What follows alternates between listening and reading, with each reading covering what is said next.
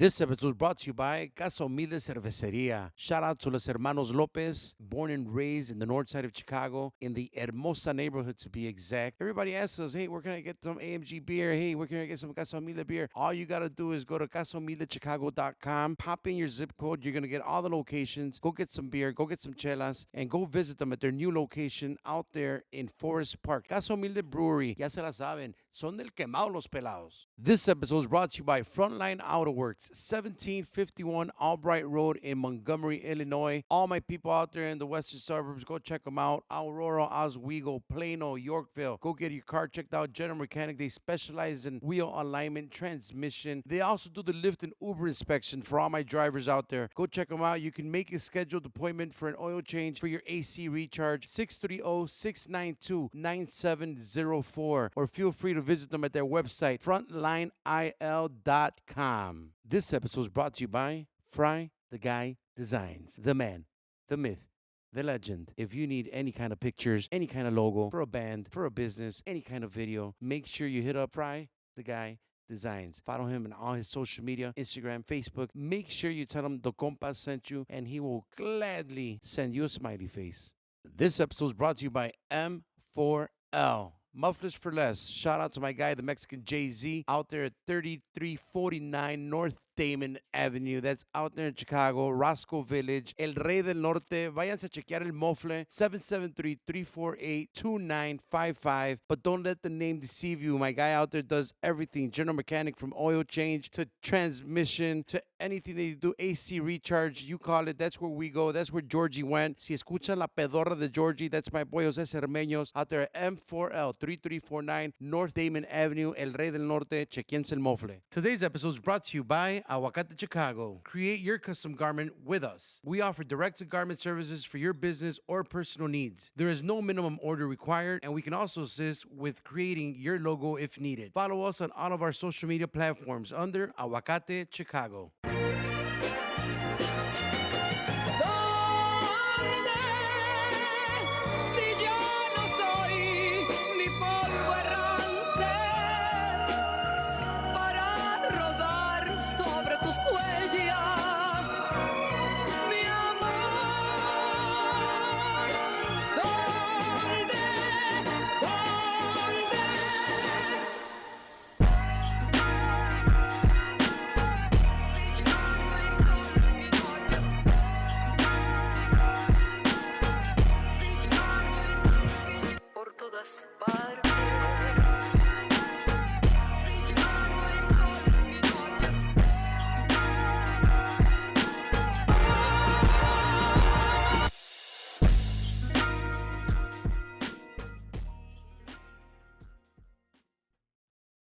What's good, what's good, what's good? Su compa Carlos Rodríguez. Y su compa el Bardo. Ábrala de una vez, la chingada. Espere, anuncia los pinches Ni fans, ni se pudo estirar bien. No me puedo estar tight ass shirt, dog. Mejores, déjenles, pongo ahí los panzos mientras que aquí mi compa Barb va a abrir. Póngale ahí el pinche que se oiga la hija de la chingada. Pues, mándenle saludos a los pinches. Casa Humilde Cervecería, la familia López, hijos de la chingada. Ahora sí, compa, no tengo la dirección. Pero ya me dieron la fecha. ¿Ahora sí? Abren en agosto. August. Así es de que si están viendo los old pods and we're like, it should be open. It's not open yet. It's not open. We fucking tricked you guys. Well, now it would be probably open August. They just confirmed. Actually, they just booked Fry and myself to do a little show for their grand opening. So ahí vamos a andar yo y mi compadre Fry echando rolitas a Casa Humilde Cervecería. Limited amount, I think like 125 tickets only. On Tuesdays, they're going to do this cool concept where it's just a ticketed event for 125 people. But then, every Tuesday, different thing, comedy, music, this matter. So our first Tuesday, nos toca nosotros, I believe, it's August 20th is the day that they gave me. Grand opening. They opened the week before, from what I understand, but the 20th is the Tuesday show opening. So shout out to la familia López. Felicidades de nuevo. Y ahí nos vemos el 20 de agosto. De una vez le echamos promoción. Y son del pelado los quemados. Para mi compa José Cermeño, up in the north side, mufflers for less. Go check your fucking muffler. Salud para mi compa Cermeño, que va a venir por aquí mañana, recoger unas playeritas, pero para ellos, para todos los compas allí en, ¿qué es? Roscoe Village. Damon and Roscoe, out there in the north side, bro. El Rey del Norte. El Rey del Norte, mufflers for less, but it's also a general mechanic. Así es de que ellos le hacen de todo, bro. Menos a la joteada. Oh, Saludo para los compas de Frontline Autoworks out there in Montgomery, Illinois. If you're out there in the suburbs, anywhere near Montgomery, you need to go out there with my guy Fern. Todo el equipo de Frontline siempre están al pendiente. Ellos sí le hacen de todo. No, yo no dije eso. Mechanic wise. A todo. Así es de que no se culien ahora, hijo de la chingada. Cállate, 1751 Albright Road in Montgomery, Illinois. Yes, sir. El rey de los suburbios, mi compa Fern. Go check him out. Yes, sir. Para mi compa George y Mechudo, Aguacate Chicago. Shirts, I got one today. If you guys need any kind of shirts, any kind of hoodies, any kind of crew necks, anything that's printed on, we got you. Aguacate Chicago. Our guys, right now, hoy les dimos, es que va a ser holiday, compa. They've been working 16-hour days. Let them work at 12? You let them work at 12 today. They worked at 12 hours. Nice. Little half day. Everybody's gone already.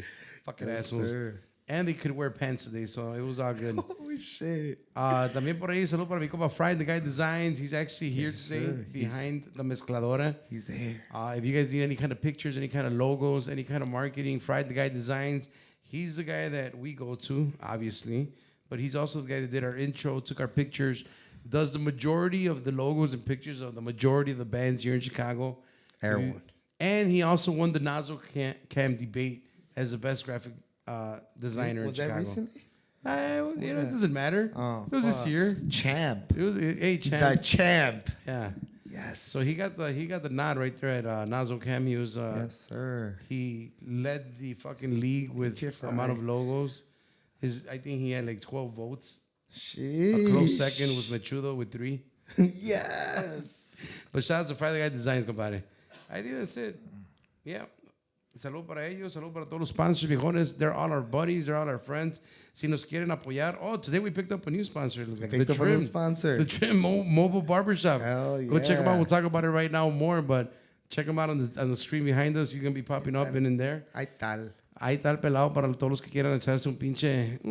ahorita de una vez vamos a aprovechar la chingada allá afuera en la pinche troquita. Sí. Andamos greñudos a la verga. And the weekend's coming, holiday weekend. I think we're ¿Qué gonna se me hace, güey? Que no vamos a cobrar billete. We're like, hey, just give us like a couple months. A couple haircuts. Yeah. Pero, viejones, today, pretty excited about today. Yeah. For a while, we've been talking amongst us about bringing them in. We recently, if you haven't checked it out, we had a great party with my boy Alex El Rey. Oh, yeah. Y después de ahí, mi compa se inspiró y lo vio y said, you know what, let me give it a try. Because we have been on his ass. Not hard, but just inviting him. Oh, yeah. Inviting him. So we do want to give a good welcome to my good friend, Miguel Caballo Blanco, as he is known out there in the entertainment world. Hey, what's up, guys? ¿Cómo anda? Todo bien, aquí andamos. Thanks for the invite, man. Thanks for the invite. I'm glad que te animaste, güey. Yeah, it took me a little bit, like, animarme. Dude, I think it's been over a year that you just been like, hey, when did you say that? Maybe a little bit more. More, right? Yeah. Hey, man, you should do the podcast. So we've been doing this for about 3 years. I want to say that at least 2 years ago, we probably like 2 years really hard. And So, I don't know. It's just kind of like, I'm usually shy when it comes to like public speaking, Pero pues aquí no hay nadie. No hay público, nomás pinche fry. And yeah, it just took me a little bit of courage to come out. And then I saw Alex, my compa, shout out to Alex. Like, shout out, yeah. He's been one of my good friends for a long time.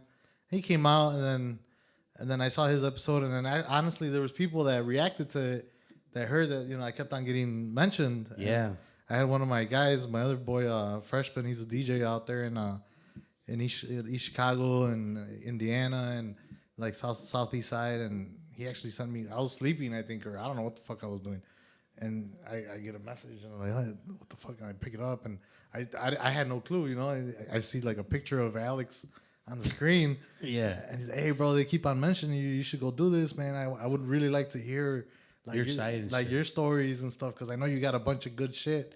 I'm like, oh man, then that's when Alex he's like, hey, bro. Oh, he also reached out, right? Yeah, he's like, hey, go do the podcast, bro. Like, I think it'll be good. Like, a lot of people would be interested in listening to a couple of your stories. And then yeah, it's cuando me animé, and I'm like, all right, whatever, I'll try it, you know. Yeah.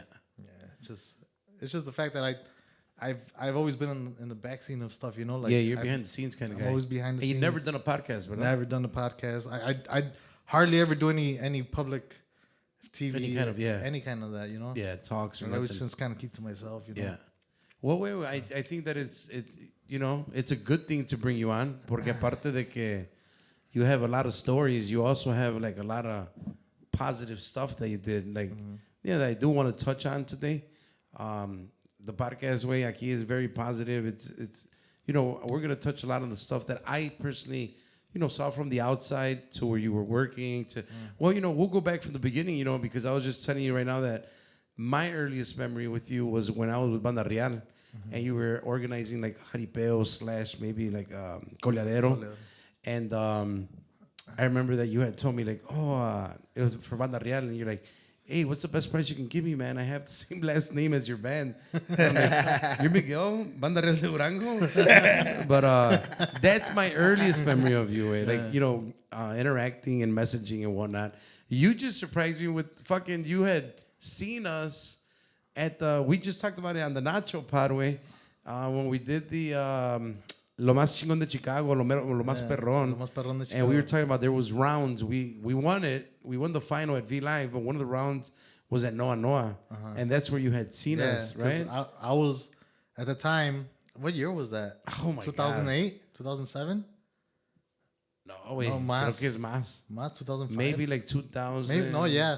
It had to be like 2003. Yeah. 2003, dude. I'm fucking old, bro. 20 years ago. 20 years ago. Yeah. Yeah. Just 20 And I quickly forgot that you were also a musician. Yeah, dude. I played in a norteño band. Era Norteña. Shout out to all my guys, dude. Lalo. La Era Norteña, La ¿verdad? Era Norteña. My cousin Chayo and Ernesto, the singer. Tony. Damn. Like, yeah, all them guys. How long did you do that for, way, though, La Era Norteña? Was that Norteño or Norteño? Norteño. Dude, and this was the thing that when we came out and started playing, Duranguense was like hard. On fire, dude. On fire. But my shit, ever since I was little, was norteño, dude. Like, I was always norteño de corazón. I got a tattoo, like I got an accordion in el balcesto. Okay. Basically, just because I was always norteño de corazón, like, yeah, for everything, you know. So when one of my guys, these were all my friends that I grew up with, like in high school or like grammar school / high school, going into high school, and dude, like everybody would jam out to Montes and Capaz and all this, and we're over here jamming out to Carlos y Jose, Ramon Ayala, Cadetes, and we're only 16. You know, fucking, we had one friend that finally turned 21, and he would go buy beer for all of us. Hell yeah. You know, like that was Saul, my boy Saul, and like, dude, he was the oldest one. Like, hey, bro, you're 21, bro, go buy beer. Yeah, we're gonna jam out to fucking gonna, Ramon. So like, we would just chill. We wouldn't even play at that time. We just would jam out. Yeah. And then Lalo, which was the accordion player, he ended up buying, or le regalaron for his birthday, his parents, a Horner, like the old school ones, like for like $700, like those old school Horners. Okay. Y ahí empezó a picarle la chingada, or like, and then, but it was the botones, and it was kind of hard. And I think later on, he got a tecla one, and he was able to learn a little bit more with the tecla. And his dad always played guitar. And then he had his cousin, Joel. He played in a rock band, but he played bass in a rock band. But obviously, era Mexicano, but he was into like the Beatles and like hippie style kind of shit, you know? Yeah, yeah. And I don't know where he got a fucking guitarron, like the mariachi, like the mariachi one, the mariachi kind. So like he started. It was basically we just would go in the yard, in the garage, and Lalo's dad would play the guitar, Lalo would play the accordion, Joe with the guitarron, and then I played drums, but I've been playing drums since like 4th grade. That's when I first started. Okay. That's when I first started. And I always wanted to play Mexican music because I started playing in school. I learned from Desde Las Notas. Star Spangled Banner. Yeah, Star Spangled Banner. And all, like, you know, like all classical music, you know? Grammar school. And then from grammar school, I went to high school, and I played in the high school band, and I actually played at Jones Commercial in South Loop. Oh, shit, yeah. Then there was a program, because in grammar school, I was like pretty good. Like, I guess I was like one of the top drummers, and the teacher there like, hey, you should try out for All City. Nice. You're really good. So I tried out for All City, and I made it to the All City. But this was like 7th, 8th grade. And then we transitioned into high school, and she would tell me like, there's a good program in Jones Commercial for the high school orchestra band, and I think you'll make it, the All City. And I went to try out, and I made it. Like yeah. And I was like the number one drummer. I played at Orchestra Hall. I actually played with with fucking R. Kelly, bro. When R. Kelly was like nobody, he performed. He was like the main performance at Orchestra Hall that day, and he was like, this was like I was fucking freshman. So how old are you when you're a freshman? 13? 14? Yeah. 14. So I don't know what year was that. I don't know. Whatever. It was R. Like Kelly 90, was R. Kelly was the 2000. main attraction. R. Kelly liked him that young, bro. True. I was gonna say, bro. You say you're gonna expose people. like I didn't know it was gonna be R. Kelly. First one. The All City Orchestra Band opened up basically for R. Kelly, and then R. Kelly played Performed at an Orchestra Hall on Michigan Avenue downtown. Yeah. And he was kind of popular, but he wasn't R. Kelly. Well, Yeah.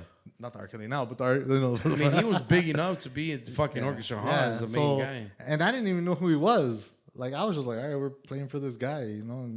And he's saying, I think that song that everybody sings for graduation, the air beneath our wings, or what's it called? I was right. confused. I don't know. It was you know. Yeah, like one of those spiritual black songs. Spiritual, but yeah. Let's see. I gotta be. I was gonna say like I confused them with Boyz II Men because I did a Boyz II Men song in graduation too. Or what is it? I Believe I Can Fly. Is that what you did? Yeah, I Believe I Can Fly. See? That's it. I Believe I Can Fly. Yeah. Jeez. He sang that song. Wow, the 13-year-old carried his but it ass. was before it recorded. It was before it came out like on disc or really? whatever. So like it was barely kind of like trending. You know? And then I guess after that he blew up. Yeah. He blew up. Pinche. So that was like kind of my, and then from there, I had auditioned for the All City Jazz Band, Okay. and then I was playing jazz, like drums, Damn. Throughout all high school? like basically throughout high school, like mostly. Fuck, I know that shit. Yeah, that's how I started playing drums, and we would perform at all the like the downtown places, Navy Pier, Harold Washington Library, like all those like like where all the people just go to listen to like all quiet music, and then I started getting into jazz and shit like that, and then from that's how I kind of like started hanging out with my boys, and they're like, oh, like you should like, I always liked norteño because it was my family, like growing up. Yeah, you grew up listening to it. Yeah, though. growing up it was Tigres del Norte, Ramon Ayala, like Jose. I mean, Jose too, but Carlos y Jose, but like all that traditional shit, And then I always liked it, and I knew the beat. It was easy, compared to jazz. Norteño was easy, like it was just kind of like that. But I didn't know, like, I didn't play bad as fuck back then, like little by little, like by uno, So I literally got like I just had like a tarola because I didn't have a full drum set because that was like, I never took drums at home because it wasn't mine, Right, like, you were just at school. I was at the school one, so I got a little tarola, and I just brought it home. And I was just like in the backyard with them, like going along with the beat. And nice. And that's basically how La Era Norteña started. That's fucking nuts. Yeah. And then La Era, you did how long, you said? It's like 7-8 years. Oh, yeah, that is a good amount of time. Yeah. We started getting better. People started hiring us. Like, hey, can you play at my baptism in the backyard? And we're like, yeah, I guess. So we didn't even know that we had a charge. And this was out of Indiana? Yeah, like mostly east side, southeast side of Chicago. Okay. Como de los 80s para allá. Like South Chicago. Okay. 80s to the 90s to the 100s. Más para allá. Yeah. Out that way. So we were just kind of like playing backyards, family, family backyards, birthday parties de un primo, or birthday parties de un amigo, de primo del amigo, and stuff like that. And then Gratis. I remember, mostly free. And then I remember the first time we were going to get paid, I think we charged like $200 or $250, something like that. Yeah. And we were like, what the fuck? And especially Joe. The guy that was like the guitarron that he played the bass, but he was using a guitarron. He played in a rock band. Rock bands like they paid like $25. They don't make no set. money. They go play at bars and they hope people tip them. So like when we got paid, he's like, Lalo's dad was like, oh, nos toca de $50 cada quien, and he's like $50, and then after that was our saying like $50. $50. So every gig was like $50. He's probably like, fuck rock. And he's like, dude, we're getting here. He's like, $50, dude. I play like all weekend, and I don't even shit. Nah. I'm happy if I get fucking food. Like, let's quit school. Yeah, dude. It kind of evolved from there. It just kind of like Lalo's dad is like, oh, you know, you guys are getting better. Like, es mejor que agarren otros chavos que sepan, you know, porque yo les ayudo, pero, pues, you know, he's an older man, Yeah. his family. Mejor agarren alguien que sepa un poquito más. And then we started looking for guys. Tony came in, and my cousin Chayo came in, and then we started getting really good. Like, we were getting gigs like a normal band in Chicago. And then it went from 250 to 300 to 400 that we were charging. And then we realized, like, bro, we need like a better singer. Like we play good, but we need a singer, dude. And that's when we picked up Ernesto. And Ernesto actually, they had a competition with La Ley, where like it was like a singing competition. I don't remember what it was called. Yeah. What it was they had a really popular at that time locutor. La Ley. Yeah, La Ley. Capitán, maybe. No, it was like El Chocolate or. Oh, El Chocolate de la Mañana. Yeah, I think it was with him. Yeah. Él entró a esa competencia. Uh-huh. And he won. He won first shit. place. And I don't know how we came across him, or we had like auditions, or like we're like, oh, let's try to like pick up guys. And llegó él, and dude, he just like blew our mind, bro. This guy Fuck, yeah. La cosa que canta bien, pero también sabía imitar. Like, yeah. Cantabas una canción de Ramón Ayala, he sounded just like Ramón Ayala. Cantabas una canción de Invasores, sounded just like Lalo Mora, old school, like anything that they. And then y él es de Monterrey, so lo fuerte de él era el norteño, Yeah, and we were norteño, so it was just kind of went like that. Sí. But back to what we were saying, like at that time, Duranguense was fucking hot. Right. Duranguense was hot, so we were like the only norteño band, kind of like at the time, that was like getting gigs, and we would get a lot of gigs because no había mucho norteño at that time. Everybody was Duranguense. Everybody was Duranguense. Yeah. So when we did that competition, Yeah. when you guys were there, it was like the semifinals, and that's when I remember you from there singing, but we didn't talk. I met Freddie. Fredo. Yeah, motherfucking Fredo. I met Fredo, man. Young Shout out to ass Fredo. Fredo too, man. Yeah, he was playing charcheta. Yeah. And then we were just at the bar chilling, and I guess he liked the way we played. He's like, "Oh, you guys are dope, bro! Like La Chinela and this and that," and we just kicked it off. And then he was talking about cutting hair, and at the time I was cutting hair, and that was also like part of in the beginning, tradition. right? Yeah. Like the whole barbershop. We'll get into your barbershop thing, Yeah. but en esos años apenas iba Yeah. like the pioneering of what barbershops are. like fades back then weren't the fades that they are now. Exactly. It wasn't. Yeah. So it was back then. It was. They were actually, you were considered gay if you cut hair. Like, Yeah. it was all señoras. It was all women. It was all women. And if there was a guy cutting hair, He was it was like, probably oh, he's probably gay. Yeah. He's probably gay. He's probably gay. Because like, That's true. I started cutting hair when I was like 17. I opened the shop in 2003. So I started cutting hair like in 2000, 2001. And that's how it kind of started. It started with the guys from La Era. The shop too? No, me cutting hair. Me cutting hair in general. You just cut them up. I kind of started by cutting my own hair.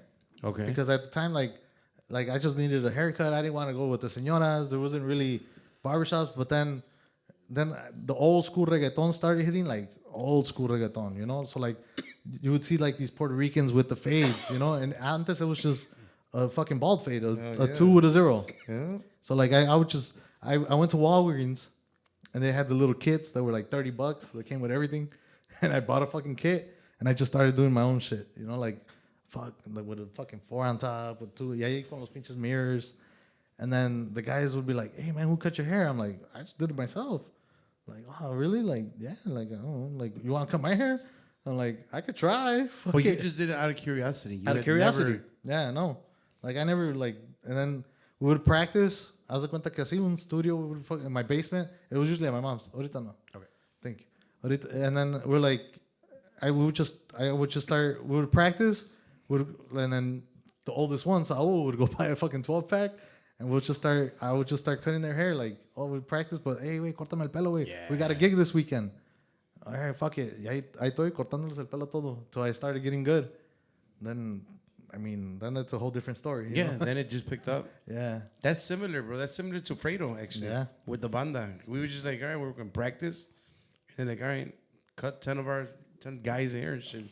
Whether it's like 2 in the morning, just getting your hair cut. Yeah, and that's how it was. It was just like every Friday we would practice, and then fucking would have like like a movie or something playing, practice, and then all right, córtame el pelo. And then So how many years have you not been playing music now?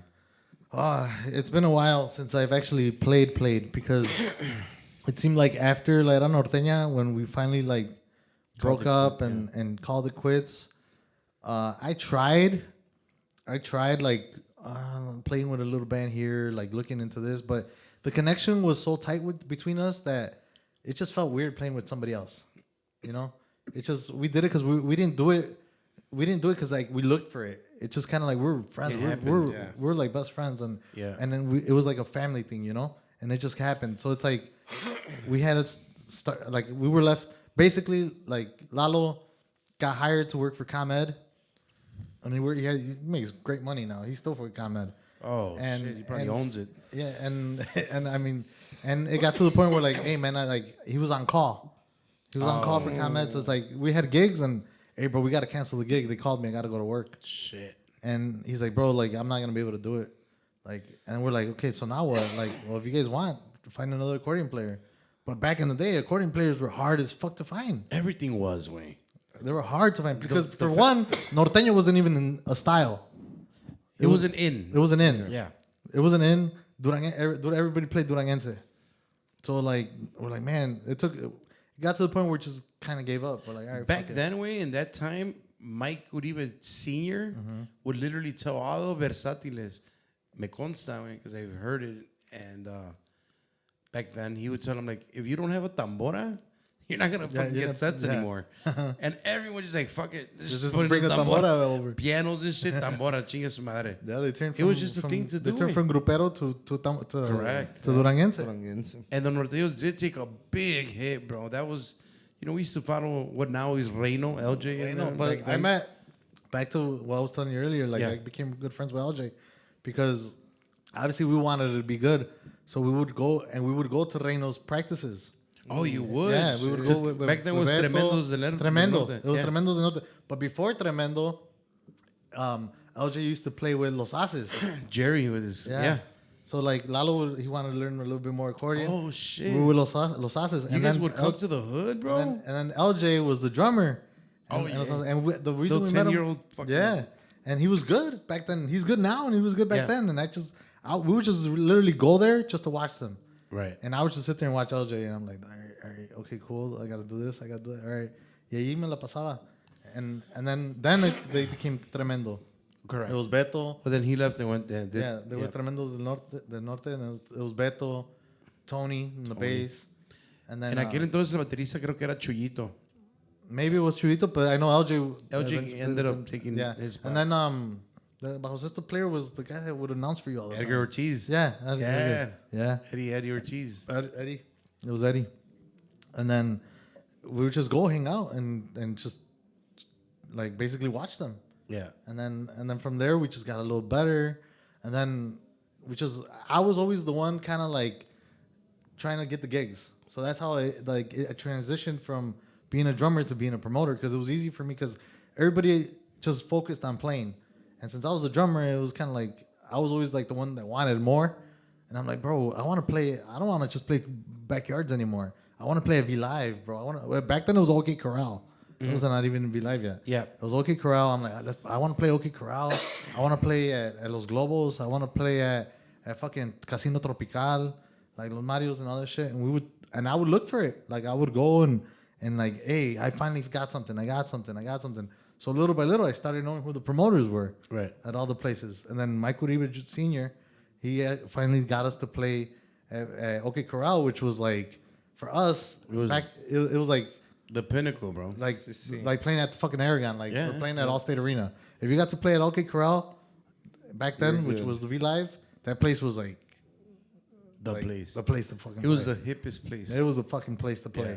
Like once you got there, it was like, okay, we made it. Now we can play everywhere. So like if you got known to play there, now you can play at all the other places. You were on all the fucking radio commercials. Yeah. Fast as fuck, but you were on it. Well, I don't know, and then like we were on it.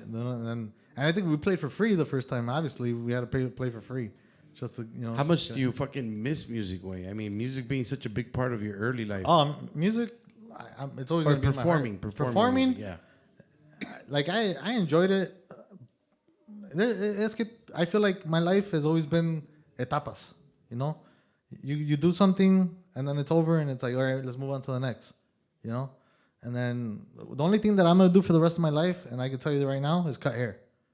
I'm gonna cut hair for the rest of my life. That's another art or another craft that you that's just my craft, madly fell in and love that's with. something that like me nace a mí, and it doesn't bother me. I could cut hair. I get tired, but it doesn't stress me out. It actually relaxes me. You know, like I was gonna ask you that. You know, like it probably is like a therapy. you know, talking to the customers, meeting new people here and there, and that's actually how I met a lot of people.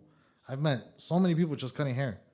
You know, like officers, lawyers, doctors, even bad people, fucking drug dealers, like all kinds of. You meet everybody, you know. Like, when I say that they're bad, I don't want to judge them. Different job descriptions. Different job. They're good. How else are we supposed to get our? Of course. Fuck. Like everything, you know. Like from there, They're just like a I doctor. just like you know you never know who's gonna sit in your chair. At the end of the day, you know, you never know. So you kind of like take what you get. You know, start a conversation. That's right. Esto que el otro, and then sometimes that would lead me into opportunities. You know. And I imagine, and I'm going just based off like my experience with Fredo. Once you know, with your band, and you start knowing more musicians, like también eso te ayudó en tu negocio. Oh yeah. Because then like, I could cut more bands here. Correct. Yeah. And then I started cutting Los Jefes del Rancho. I started cutting.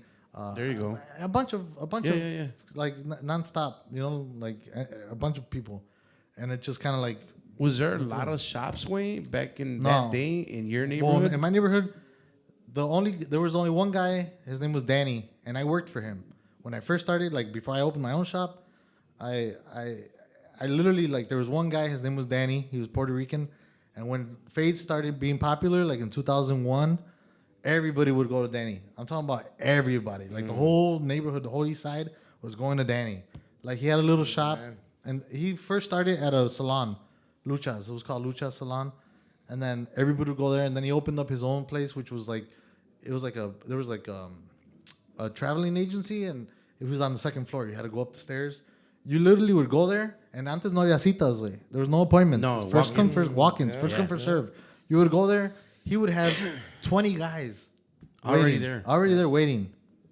Just I'm like, damn, man, like you literally had to wait 2 hours to get a haircut, but I was already cutting hair in my house, you know. Like then it got to the point where my mom was just like, ya a chingar tu madre con todos tus pinches amigos, nomás se la pasan aquí y me dejan un puto tiradero, you know, like pelos donde quiera y la chingada, like búscate a ver si cortas pelo en algún lado, like, or vete a ver si te agarran o whatever. Go work somewhere. Yeah, pretty because much, like, yeah. porque nomás vienen aquí, andan pisteando y se quedan hasta las 2, 3 de la mañana. And we were in the basement, but still, like, Yeah. And then la cosa que we were practicing, and I was cutting hair, but then we would stop practice like around 10, so we wouldn't make noise. But once we started drinking, I'm cutting hair, like, hey, let's try this song. Saca el acordeón. Yeah, at 2 fucking o'clock in the morning, my mom, Like ya you're fucking cállense. around, Yeah, she just kind of got fed up with it. Fuck yeah. So I literally was getting my haircut one time with Danny, and I saw that it was packed, and he was like giving change, and he fucking takes out this big ass wad, bro, like this, and I'm like, man, you're fucking making all that. I was cutting hair for free. Yeah. I'm not making no money, you know. And I was doing like 10 haircuts, on the weekend. Yeah. 12, whatever. And I'm like, and I just told him like, hey, Danny, like, yo sé cortar pelo, like I'm not a professional, pero más o menos like I know what I'm doing, you know. Y si me enseñas o si quieres te puedo ayudar. He had an extra chair. There was nobody at the chair. I'm like, si quieres te puedo ayudar, and he was kind of like iffy about it at first. He's like, nah, you know, yo te aviso or whatever. So I kept going, get a haircut by him, and I'm like, hey, Danny, you got 20 guys waiting, man. I could take half for these guys and help you out, you know. And I didn't even care about the money. Like I just like, fucking, I don't know what you charge, or if I gotta pay you or you pay me, or I didn't know how it worked back then. So I'm like, you know, like, and then finally he's like, okay, no puedes venir los fines de semana because like it's too busy and I don't want you to fuck up and then I gotta fix your haircuts. Pero ven Tuesday, Wednesday, Thursday. I'm like, all right, cool. So I started going Tuesday, Wednesday, and Thursday, and then but like there was 20 guys sitting there, and I was like, hey, anybody want to go next? Nope, we're waiting for Danny.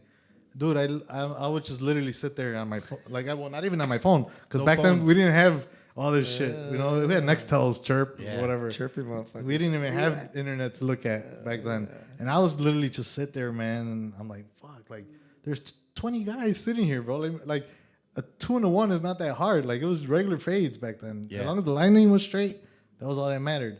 And then I'm like, man, I didn't know. We're all waiting for Danny. Bro, like, se pasó. Like, maybe 3 weeks. I didn't cut nobody, dude. Nobody.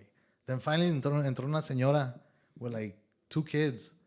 And she's like, and it was packed. And she's like, oh, no, que me corte el pelo a los niños. And Danny's like, pues el muchacho te puede cortar si quiere, pero yo tengo todos estos muchachos. She finally gave me the chance. And I'm like, all right, fuck it. I'm going to cut these little kids, badass little kids. I'm putting them in the headlock. So literally, like, back then, haircuts were fucking $8 for kids, $10 for guys, 15 with the beard. Like, compared to now, fucking $50, $60. You know what I'm saying? So, like, I remember literally, I think I did 3 kids. I did 2 kids for $8 each. And the lady gave me $18 or something like that. So that was like my first week, all week, already sitting there for 2 weeks doing nothing. So my first week, I made $18, like my first week. Me dio uno de 20 y dijo, nomás dame $2 para atrás. Yeah. You know, so I made $18. And then, I mean, from there, the rest was history. Like, I started getting better, and I started working with him. And then something happened. I don't want to put him on blast because I haven't talked to him in years. Oh, okay. He got into a little bit of an issue, and he had to kind of like go back to Puerto Rico. Okay. And he me dejó como, okay, now what? But I was already cutting, you know. I was already like, I had a little bit of customers and everything. And he left to Puerto Rico sin avisar. I get to the shop, and I had keys too because I would get there at 9, 10 in the morning. Y ya tenía la confianza de que me daba llaves. Right. So he would just kind of like, all right, you could open or whatever. I would get there, and then all of a sudden, nunca llegó. Then I call his brother, and I'm like, hey, where's Danny? He's like, oh, se tuvo que ir a Puerto Rico. I'm like, so what's up with the shop? He's like, pues tú ahí, dale. I'm like, all right, cool. And then from there, like, I'm like, well, but like, do I have to pay bills or what the fuck do I got to do? I don't know. How does this work? I don't know. Like, so I'm like, all right, whatever. And then his brother came in, and his brother cut hair too. So his brother started cutting hair with me. And I'm like, all right, well, like, what do I do with the money? He's like, oh, nomás, whatever you do, like, dame tanto or whatever, and then keep the rest. So, like, I think I gave him like $100 a week or something. Like, I don't know, like, back then. Mm-hmm. Even though now, like, I think booth rent's still $100 or $150, and back then we had to pay that, and haircuts were only $10. Damn. And now guys se quejan for $100 a week or $150 a week, and you're charging $50. I was gonna ask, what is booth rent nowadays? I think so. I don't know because I don't have the shop no more, and the price is jacked up after COVID. Mm-hmm. Yeah, it's probably a little more. I mean, I would say probably for like 200 or something. Maybe, I don't know, but something like that. It's ridiculous because I mean I was paying $150 when haircuts were $10. $8, yeah. $8. But I would do like fucking 20 haircuts a day. You know, back in the day. All day. Llegaba a las 9 de la mañana and stay there till 11 o'clock at night. So you're good with the hair cutting. That's something that you're gonna do forever. Yeah, as long as my hands work and my eyes work, even though I wear glasses. But that's actually my goal. Like I want to retire. I want to move to Mexico, live on the coast by the beach. What part of Mexico are you from though? Like my dad was from Michoacan. My mom's from Zacatecas. Okay. So that's where like the jaripeos and the coleaderos both come into play when I started doing events. So like they both come into play. Because my dad's from Michoacan, it's more like Tierra Caliente. More jaripeo stuff, More jaripeo. Even though my dad didn't really care for jaripeos, él era carrilero. He liked carreras. And then my mom and all my uncles, all charros, you know? Like, it was like my grandpa was charro, and my tío Rosario was a charro, and we were all into charros. Yeah. So it kind of like played both parts. So I would always do like jaripeos or coleaderas when I started with that. Is that what you started doing that alone? Yeah. The pills and stuff. So now let's go back to the music. Mm-hmm. So whatever, it blew up. You know, like de allí I opened up my own shop because Danny was gone, and then he left me alone, and then the my dad's like, you know, my dad actually told me. I told my dad, I'm like, hey, pa, like ya no voy a poder trabajar ahí porque ya no está el dueño, like te van a cerrar or whatever. He's like, pues cuánto ocupas para abrir tu own shop? And literally across the street, there was a little spot. It was a hallway. It had just a door, and it was just straight. it had a for sale rent, a for sale sign, a for rent sign. My bad. And he's like, no sé. I'm like, voy a llamar ahí a ver si me lo rentan. I called. They're like, yeah, tanto. It wasn't that much. It was a small spot, probably like the size from here to the wall and just kind of long. Just straight back. Yeah. Yeah.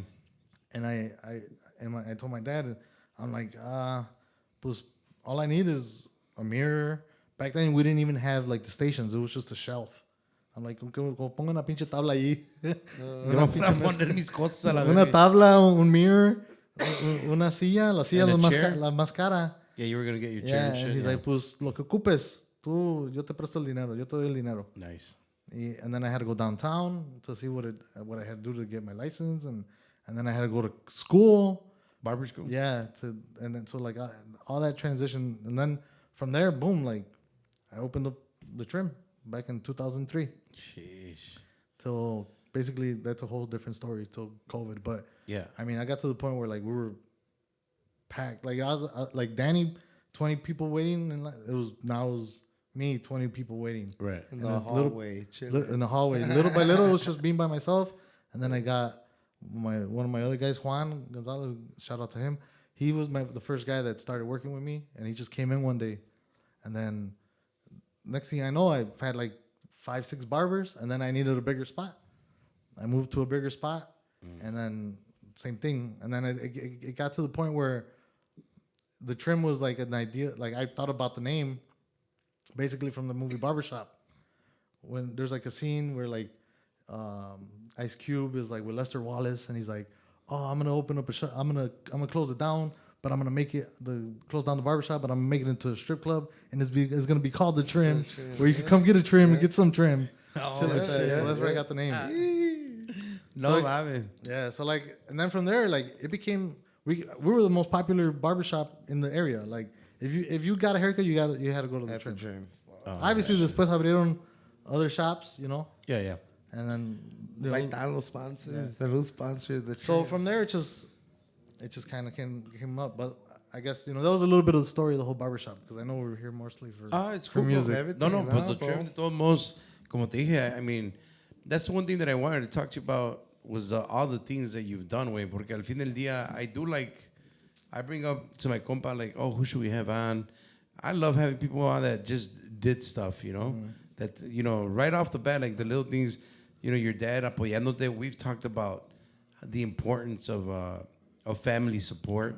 In this case, we've had like, you're familiar with like the Suarez brothers, the Comales guys, Oh, Eric yeah, and yeah, Papi. And it's a recurring story where like, people that have supporting parents, you could just see, way. O sea, you see the result, a lot of the result.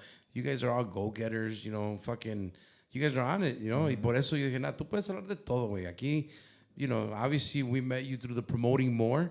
But, bro, you've done so many things that why not, fucking highlight your career when it And comes it's to that. been just everything, dude. Like, I just feel like at the same time, like, maybe that's why, like, I slowed down, because I feel like I lived a lot in a very small, Like very fast? very fast in a small portion of my life. Well, Like, how old were you when you took over the shop, way? I was 19 years old, and I owned my own shop. And then I was already 16, 17 playing in the band. Yep. And then, I mean, managing we did the band. managing the band Yep. and playing the band, and we were doing big shows. We opened up for Ramon Ayala. That's how I got to meet Ramon Ayala and became really good friends with him and his manager. And I started doing a whole bunch of shows, because I remember you mentioning Ramon Ayala del Rey. Yeah, we got it from you. Yeah. I remember that. And I worked We're like, with fuck yeah, Caballo came through. And that was back in the day, Yeah. that I think that maybe there's a good transition, right?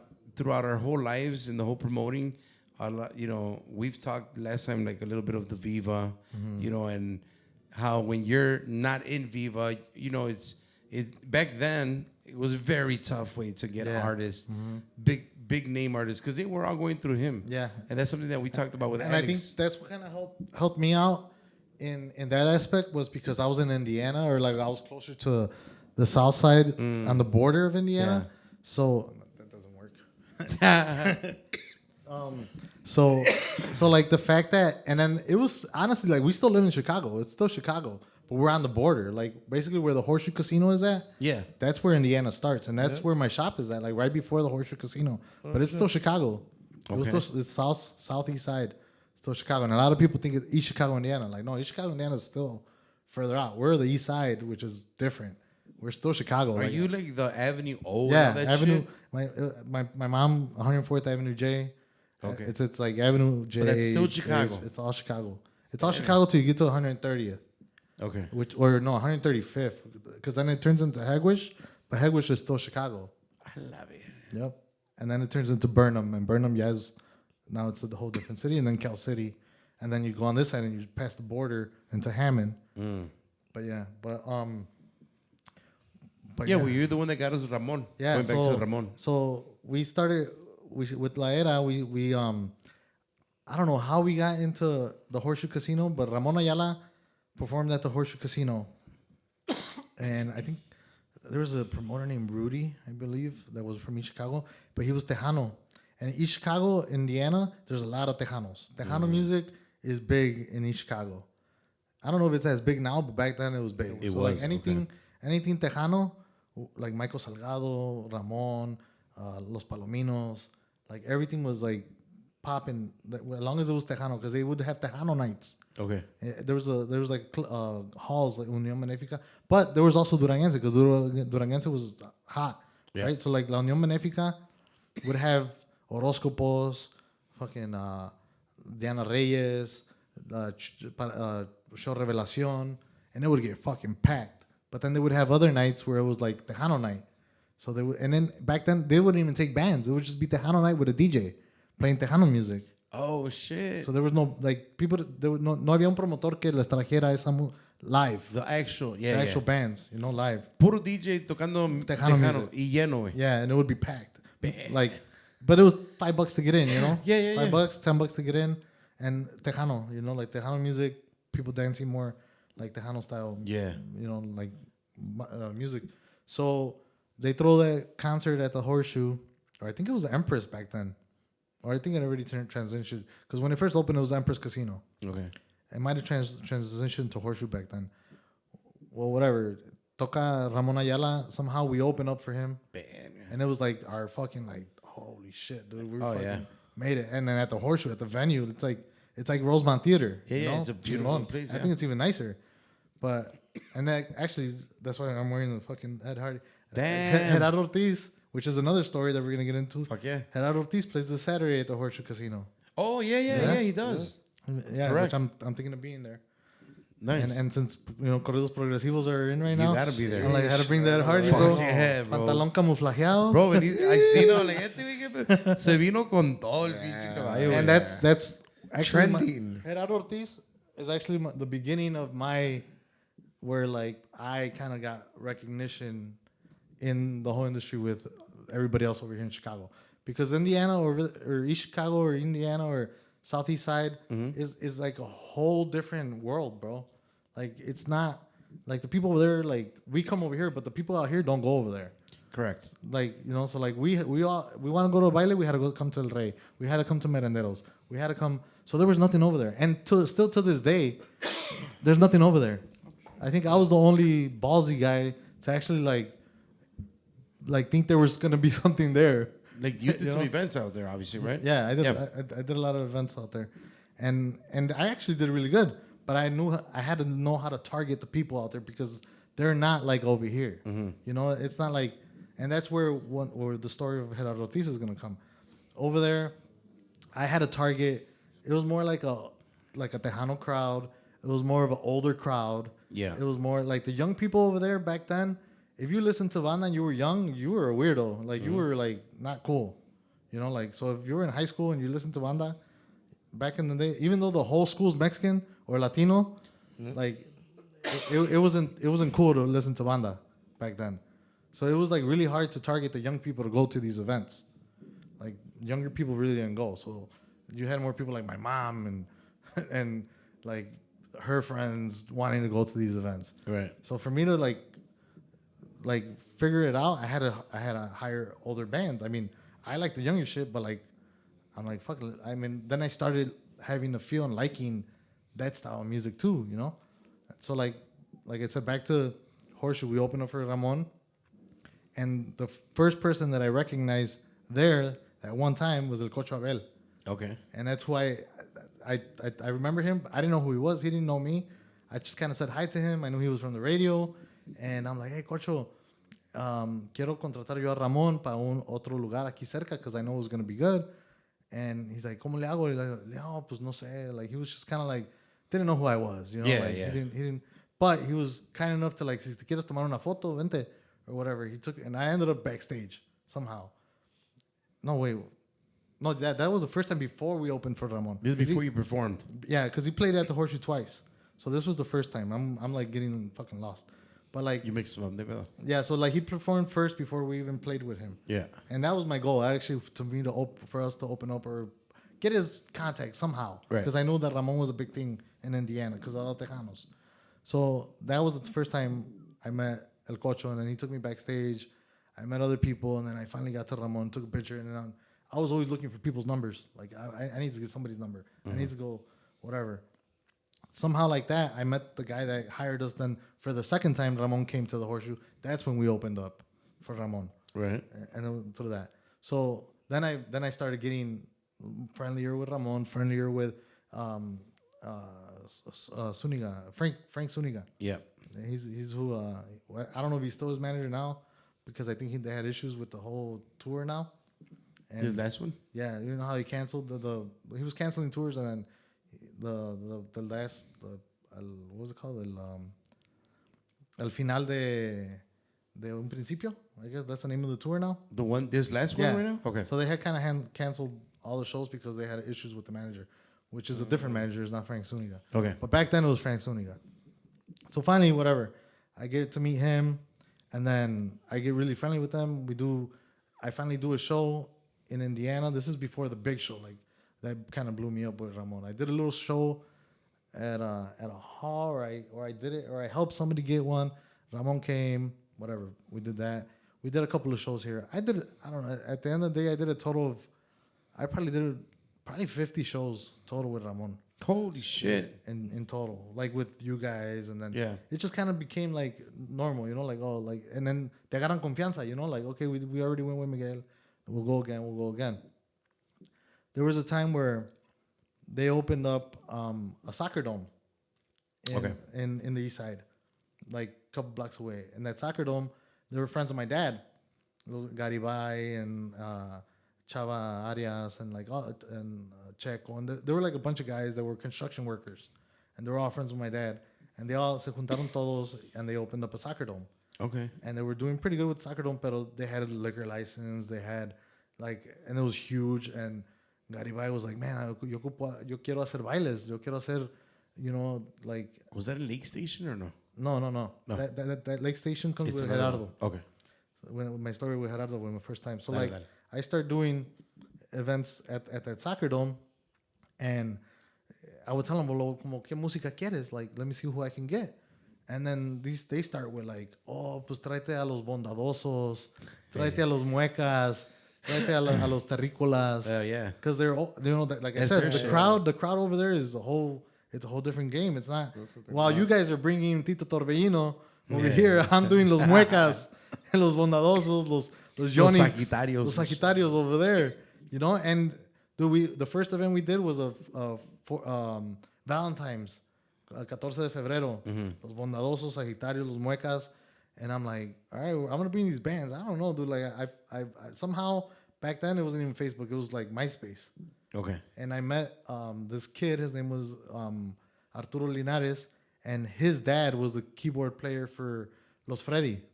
Oh shit. So he kind of got me a bunch of All the contacts? I was just gonna ask you, how the fuck did you get all the contacts? So I back met then? him through like MySpace.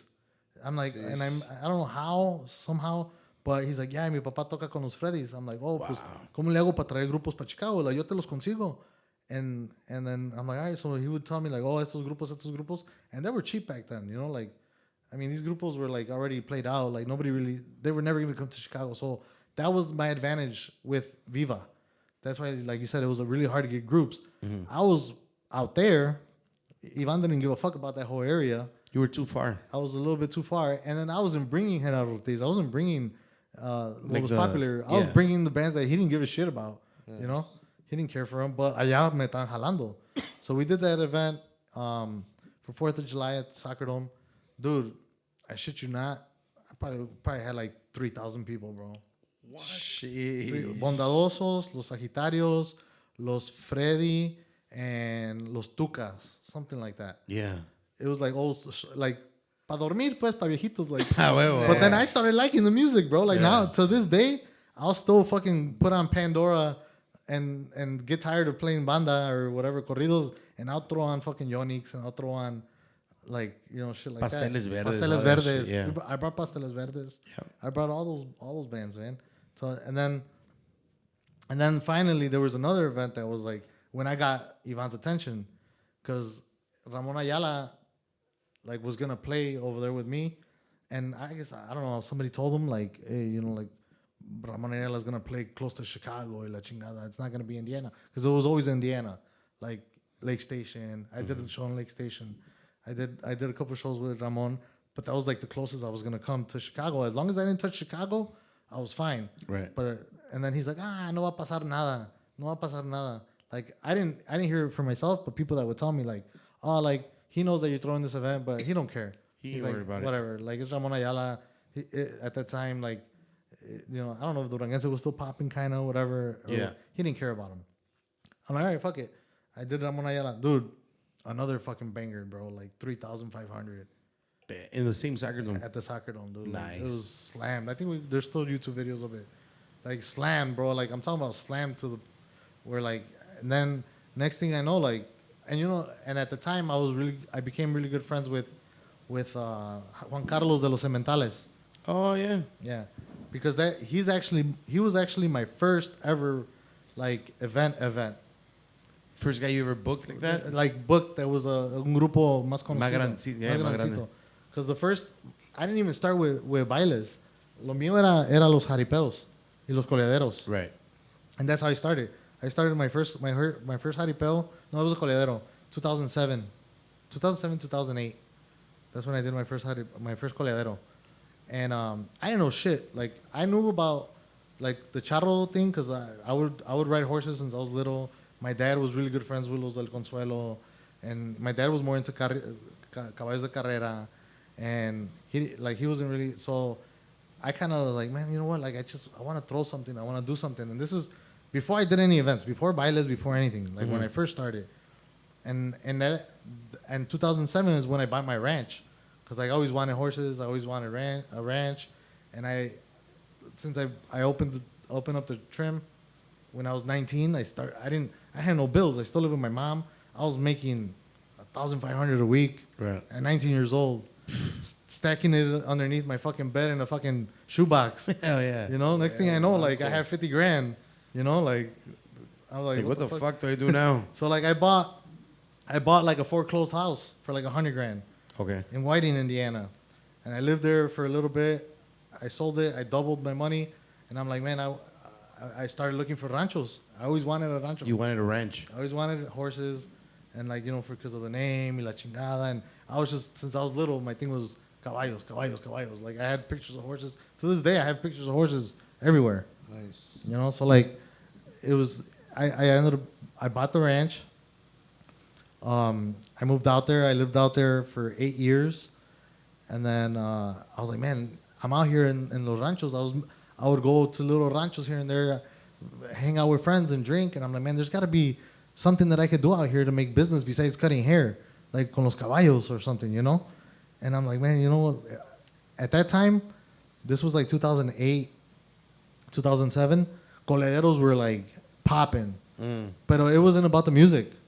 You would go to a coleadero with one tamborazo, Oh, yeah. playing yeah. el lienzo, and that's it. And you're talking about 50 to 60 caballos. It was just charros. background music, way. Background music, Yeah. a speaker, and a coleadero. Or like un tamborazo and a coleadero. El tamborazo, más que nada. And that was it. No había stage, no había que grupo esto para abrir y que la banda esta, nada. It was just... So when you would throw a coleadero, it was just that. It was a just coleadero. that. A coleadero. And I would hire one tamborazo to play 4 hours. Okay. You know, at $200 an hour or something. At like a different venue or At a your rancho. ranch? It was Okay. actually, I started at Rancho El Rosario. Okay. Because I was neighbors with them. Where I bought my ranch wasn't big. Like, I couldn't do events at my ranch. I had 5 acres, which is still kind of a lot, but like a ranch to have an event, you have to have like 20 acres for parking. You have to have a lienzo. You have to have, so like right behind where I buy my ranch, it was Rancho El Rosario. Okay. And I became good friends with Junior, el hijo del dueño, Don Aurelio. They're all from Durango. Their last name's Lechuga. Good people. And then I started going there just to hang out. And then they had a lienzo. And I would just go there to hang out. And then one day I talked to Junior. I'm like, oye, ¿nunca han hecho así como un evento? And they're like, pues no, nomás nosotros. Ahí jugamos, sacamos los toros or whatever. I'm like, and then I was already going to coleaderas out here in Joliet or like acá in Mantino or not Manhattan, like little coleaderas, like that. And then I would see like, bro, like all these fucking charros. Back then, now people don't even pay attention to the coleadero nowadays. But back then, the charros would pay for a ticket. It was like $10 a ticket pa colear. Okay. And if you wanted to buy a break of The 100 block? block of 100 tickets, back then they were $700 For the whole block. for a block. So like either you paid a $10 a ticket, which if you bought 100 it was 1,000, but if you bought the whole block it was 700. Now, well, no, after like the whole everybody started doing coleaderos, that shit just it started getting cheaper and cheaper, and now So it devalued? it devalued because then people you start throwing music in there. People didn't really care for the coleadero as much, so people would go for the music. And then so it was like the demand for it wasn't as high. So like, pues yo no te voy a comprar un bloque por 700. Like, and it got to the point where I think now they're like 2 for 300. 2 bloques. Yeah.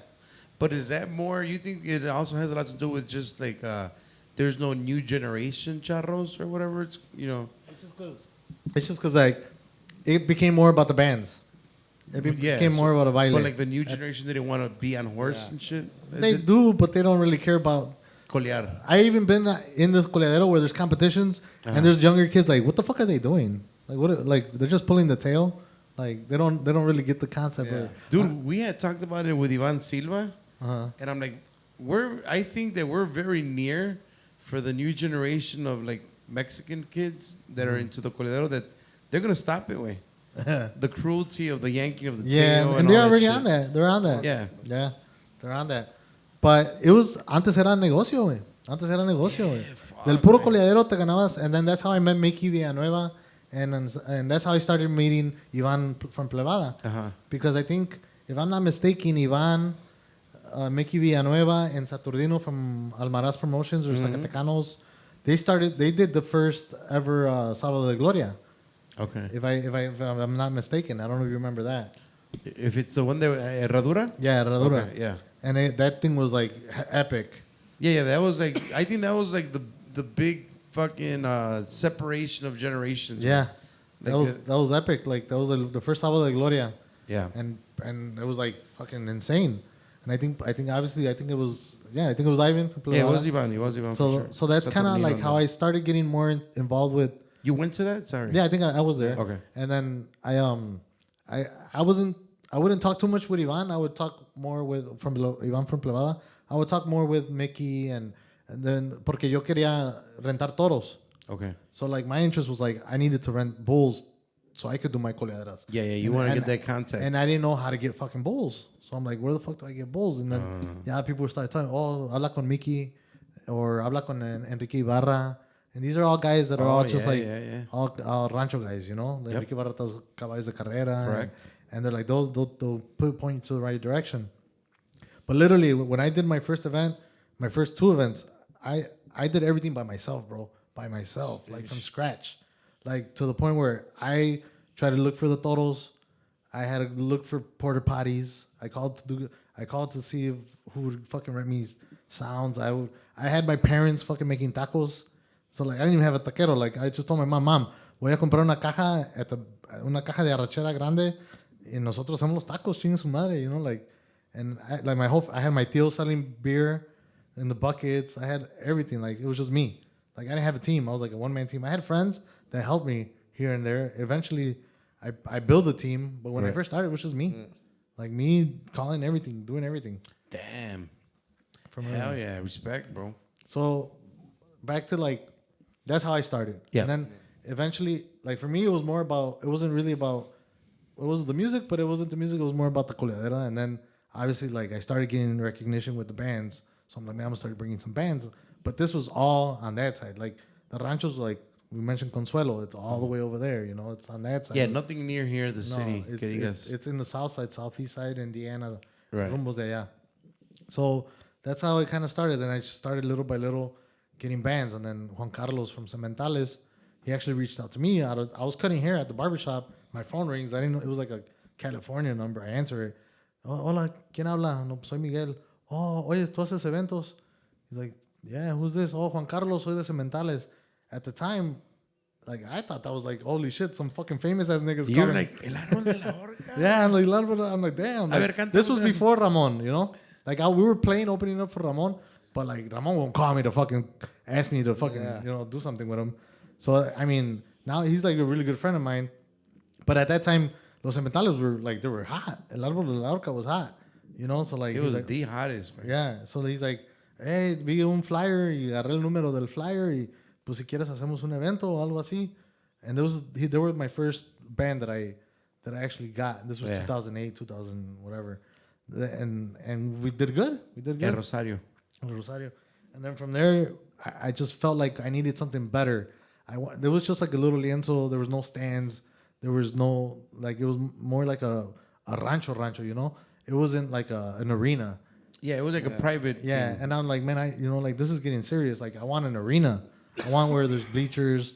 I want where people could sit down, ver el espectáculo. Maybe I could get fucking Ezequiel Peña to come one time or something like that. El Puma. Then I got contacts with El Puma Sinaloa. I did a show with El Puma Sinaloa con los caballos bailadores. Then I did one with Cheque Peña. Eventually did one with Cheque Peña.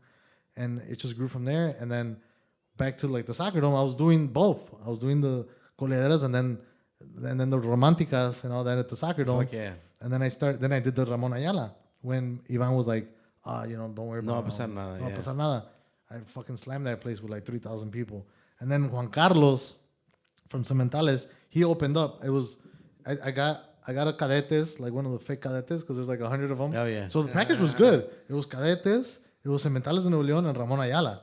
I mean, it's good for out there. For out there, They it was love it, right? It was a fucking blast, bro. Yeah. It was like, dude, and I think I got one of my buddies from high school que canta mariachi, and I got David Guevara. También saludos a David. I don't think he's singing anymore, but he's probably, if he watches this. Yeah, He sing mariachi, so I had mariachi and fucking norteño, like badass Cadetes, Cementales, and Ramon Ayala. Oh, yeah. Bro, slammed. I didn't even know what the fuck to do. I was like all nervous and shit. Never had a fucking event. And you that were big. still on your own? I was still on my own, and I was like 20. Oh, shit. I was still on my own. I was still young, dude. Like, no, maybe not 20 by then. Maybe like 25 or something like that. So then Cementales, Juan Carlos, he calls me. He's like, hey, Iván, ya sabe todo lo que estás haciendo y quiere hablar contigo, o se quiere juntar contigo para ver qué más pueden hacer. Now Iván wants to come into the soccer dome. Yeah. You know, because he saw the results or whatever. And then, y que ya los ranchos over there, El Consuelo, or like, then I did a couple events at El Bajillo, that's a whole different story because some shit happened there too.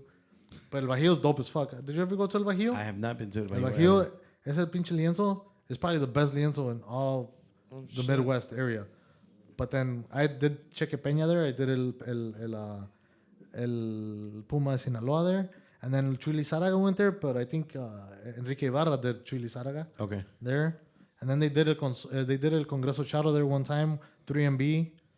Did it. El Bajillo? Brujo and Mike Favela, they did it there too, at El Bajillo. That was a really good place.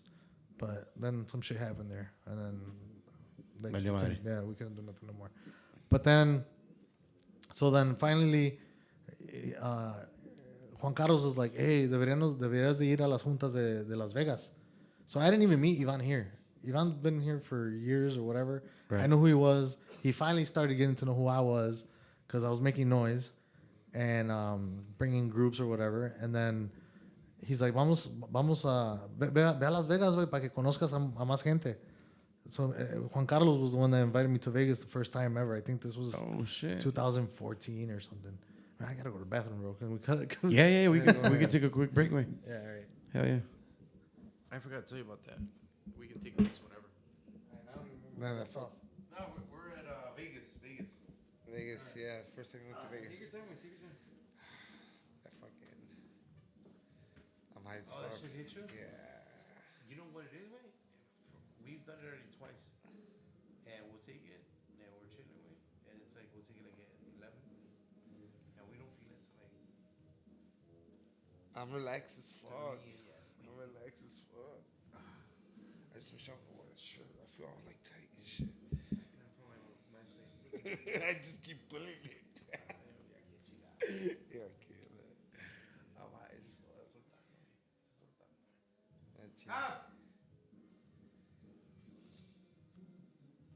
Cop! Kish. Stop jerking off. Compadre. Just a heads up. Side note, we're taking a break. You want to go take a pee? Okay. Oh, what are you eating, fucker?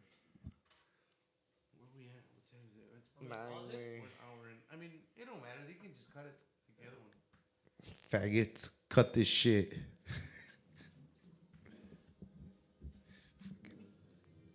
Chop. Fuck. I'm high as fuck.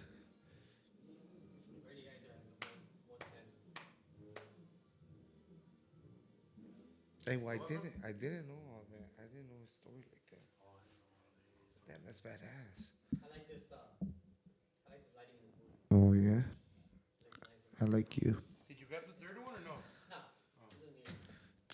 Yeah, next time, like, should I make a sign or something? Take a break? No, just ask. Yeah. Yeah, it's almost. Yeah, that's We never edit, but if we do pauses, we do edit. Okay. But like we don't edit like. I'll be honest, like if you say, hey, can you go back and delete that part where you said like, nah, we don't edit that. Alright. But we'll Sheesh, los in. shit, bro. Hell yeah. Los in. Is in. Joe Rogan's shit. Yeah. They're pretty awesome. Like ever since I started doing that, I haven't smoked since 2020. I stopped smoking. Oh, you were smoking, right? Yeah, like, I would you used smoke. to like to smoke, right? Yeah, I started doing that in 2020, and desde entonces. Chizinski. All right, we could go back to. All right. I'm gonna start. You can count down real quick, compa.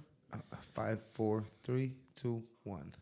And we're back, bro. Andamos ahí en la parte de Vegas. Yeah, bro. so That's where you met Ivan, technically. yeah, so technically, I went to Vegas for the first time. Juan Carlos invited me. I didn't meet up with him. Like we didn't fly together or nothing. He's just like, just meet me there. Out of nowhere, I just bought a ticket. I didn't know. I've never been to Vegas. I didn't know where to stay. Like I didn't know how the strip was. Like I didn't know what hotel was the better one. I went on an app and I was like, pues aquí está barato, está chingón. You know, like it looked nice. I stayed at the Excalibur, which is like a fucking shithole now. And I'm like, I mean, it was nice back then. Back but, then, I'm sure it was dope. But like, yeah. but like, even then, it wasn't that great. But I didn't know nothing about Vegas. I never been Yeah. to Vegas, you know. So yeah, they did the junta at Paris. Obviously, I wasn't a member back then. So like, when you're a member, you get to go into the actual conference room, which is all the big dogs, you know, like Tigres del Norte, Laberinto, Tucanes de Tijuana, Recodo. You name them. All the big those times. all the big dogs go into the conference room, and that's the main junta, which is usually from like 1 to 6 or like noon to 6. Y ahí se juntan todos y hacen las agendas. They talk about tours. They talk about other cities, other countries, and it's nationwide with the U.S. So all the promoters from California, from Texas, from Arizona, from Utah, from LA, from fucking New York, from Florida, like everybody's there. Like if you're a union promoter, like Ivan, like a big promoters, Right. Zamora, like all them. So basically, back then I didn't know nothing about that.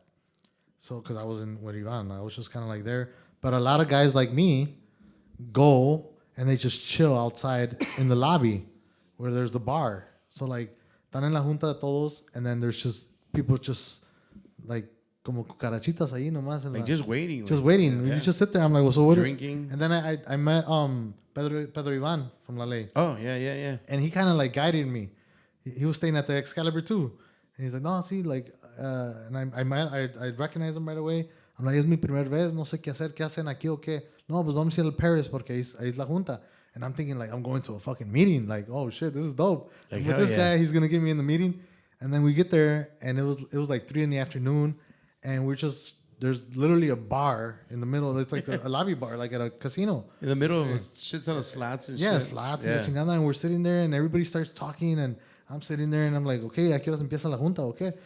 You know? He's like, no, aquí hablamos todos, you know. Hay una junta directiva de la Unión de Promotores Unidos allá adentro, pero aquí tú hablas con el que tú quieras. Todos estos, they're like the smaller groups, you know, like aquí si quieres agarrar a los cuates de Sinaloa, ellos no entran para allá porque ellos agarran más negocio aquí, para ellos les conviene más acá, porque ya a lo mejor agarran una gira con la Recodo or something like that, pero the smaller groups, lo que ellos quieren es agarrar los little salones, like Yeah, the little promoters. the little promoters, Yeah. porque ahí es donde ganan más dinero. The bigger guys, they don't really pay. So I was like stunned because I'd never been around a lot of like more famous people like that at the time. So I'm literally looking, and los huracanes are literally sitting at the bar, like el Chapete and Heraclio, and they're like sitting right there. I'm like, Normal as fuck. normal as fuck, like nothing, like regular as guys. And then Adolfo Urias just chilling right there. And then like a couple other guys just chilling right there. El hijo de Vicente Fernandez Jr. Okay. Fucking chilling right there. I'm like, wait, so I could just talk to him? I'm like, yeah, just go. Háblales. Si quieres, ve a ver si te convienen y a lo mejor tienen una fecha que pueden ir para Chicago. And I'm talking about like Polo Urias is just chilling right there. You know, like, and then once everybody comes out the junta, then you start seeing the bigger guys, Inquietos, and then fucking the guys from Recodo, Poncho, and then you start seeing like Mario Quintero, and I think it changed. It's not like that anymore as much with the time. Like the artists kind of stopped going.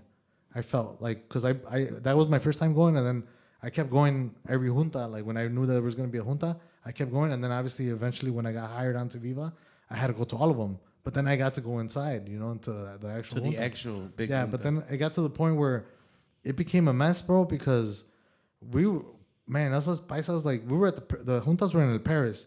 You're talking about high-end white people with suits, like executives or fucking, I don't know what the fuck they do. Yeah, fucking doctors. and Doctors shit, walking in, lawyers. or rich people in fucking Paris walking down in the fucking middle of the bar, un puto desmadre, güey. Like fucking sacaban el acordeón, la tuba, pinche, like un puto, like a fucking big ass fucking paisa ass party. Yeah. Where like everybody's drunk as fuck, everybody's just fucking jamming out. Talking loud. fucking just- And then all these white people just walking by, like looking at us, like, what the fuck are all these Yeah. fucking paisas doing here? And la junta, you know, to us it was our meeting, you know. To them it's like, and then they would have to call the security to make the guys stop playing, and then eventually they got kicked out of the Paris, and then they moved it to like the Monte Carlo, and now they do it at the Westgate because now the Westgate is not on the Strip, it's another hotel like further out from the Strip. Yeah. So what they want is business. So they don't care. Ahí sacan una banda completa, güey, en la pinche banda sinaloense de pinche de Sinaloa. Yeah. Is fucking playing right there. Banda Rancho Viejo. They'll just fucking take out the whole fucking banda and just play right there at the bar at the Westgate. But acá they tried doing that and like nos llamaban la atención, you know? Yeah, it was fucking Mazatlan all over again. We don't want the bandas here, right? Yeah, so I get to Vegas, and I'm with Juan Carlos. And he's like, oh, ¿qué onda, caballo? No, ahorita sale Iván, güey. Quiero hablar contigo. And I didn't even know that fucking Iván was Cuban, bro. Like, Oh, that's how shit. fucking ignorant I was, bro. Yeah. Because I didn't know. I knew Mike Uribe Sr., right? Because he would hire us to play Yeah. when I was in the band. And You met Junior too? Or no? yeah, and Yeah, Junior too. and Like me and Junior. Junior, Yeah. cool as friends, man. We worked together plenty of times. ¿Cómo andas de beer? You need another one, güey? No, that one's still good. All right. Like I didn't know, dude. Like honestly, I didn't know. Like I thought he was Ivan Fernandez sounds Mexican as fuck, you know? Yeah, fuck yeah. Vicente Vicente, Fernandez. Yeah, I'm like, oh, Cousin, Vicente yeah, Fernandez. that's So what like, I was saying. he finally comes out, and I see him for the first time, and I'm like, dude, like, this is like that's a saying. I'm like, I thought I was thinking of like a little bit younger guy. Like I'm not expecting a young guy like me. Like I was like 19 or whatever, 20, Right. or in my 20s, whatever. I didn't like I was expecting un señor como de 40 años, you know, like what I am now, you know. Right. And no, like he was an older man. Like I think back then he was in his 60s or something. I don't know. And then Juan Carlos, hey Iván, aquí está Miguel, el que le dice el caballo, el que hizo el evento allá con Ramón Ayala, le fue rete bien y está buena la plaza allá. Like, oh coño, ¿cómo está, viejo, negro? And I'm like, oh, what the, like, You're like, what me saqué de onda, güey, you know? Güey, qué pedo. And then he's like, oh, me han dicho mucha cosa de ti, negro. Hay que hacer algo. Hay que hacer algo. A lo mejor ahí por ahí podemos hacer algo por allá y la chingada. And then I had cards at the time, the Caballo Blanco cards. I'm like, no, pues cuando quieras, Iván, me llamas, you know, like, ten mi tarjeta. Y ya yo voy ahí a tu oficina o lo que sea, hacemos whatever. And así lo dejé. Like, I didn't want to be up his ass, you know? You didn't want to be pushy. and No, I didn't shit. want to be pushy. I'm like, you know what? If he calls me, fine. If not, I'll keep doing my thing. You know? Yeah. I'll keep doing my thing or whatever. And you see, seguí. Then I started doing other events con otras bandas at the Soccer Dome. And then I did, I started doing at this other hall in East Chicago called Lexus Hall. Oh, yeah, yeah. I did a couple events. Did you do events there with Luis Enrique? Yeah. Oh, okay. No. Allá se llamaba, was it the same Luis Cornejo? Luis Cornejo. Yeah. Yeah, Luis Enrique Cornejo. Yeah. Yep. Porque the other Luis Enrique Martinez, ese güey es el otro pedo de Milwaukee.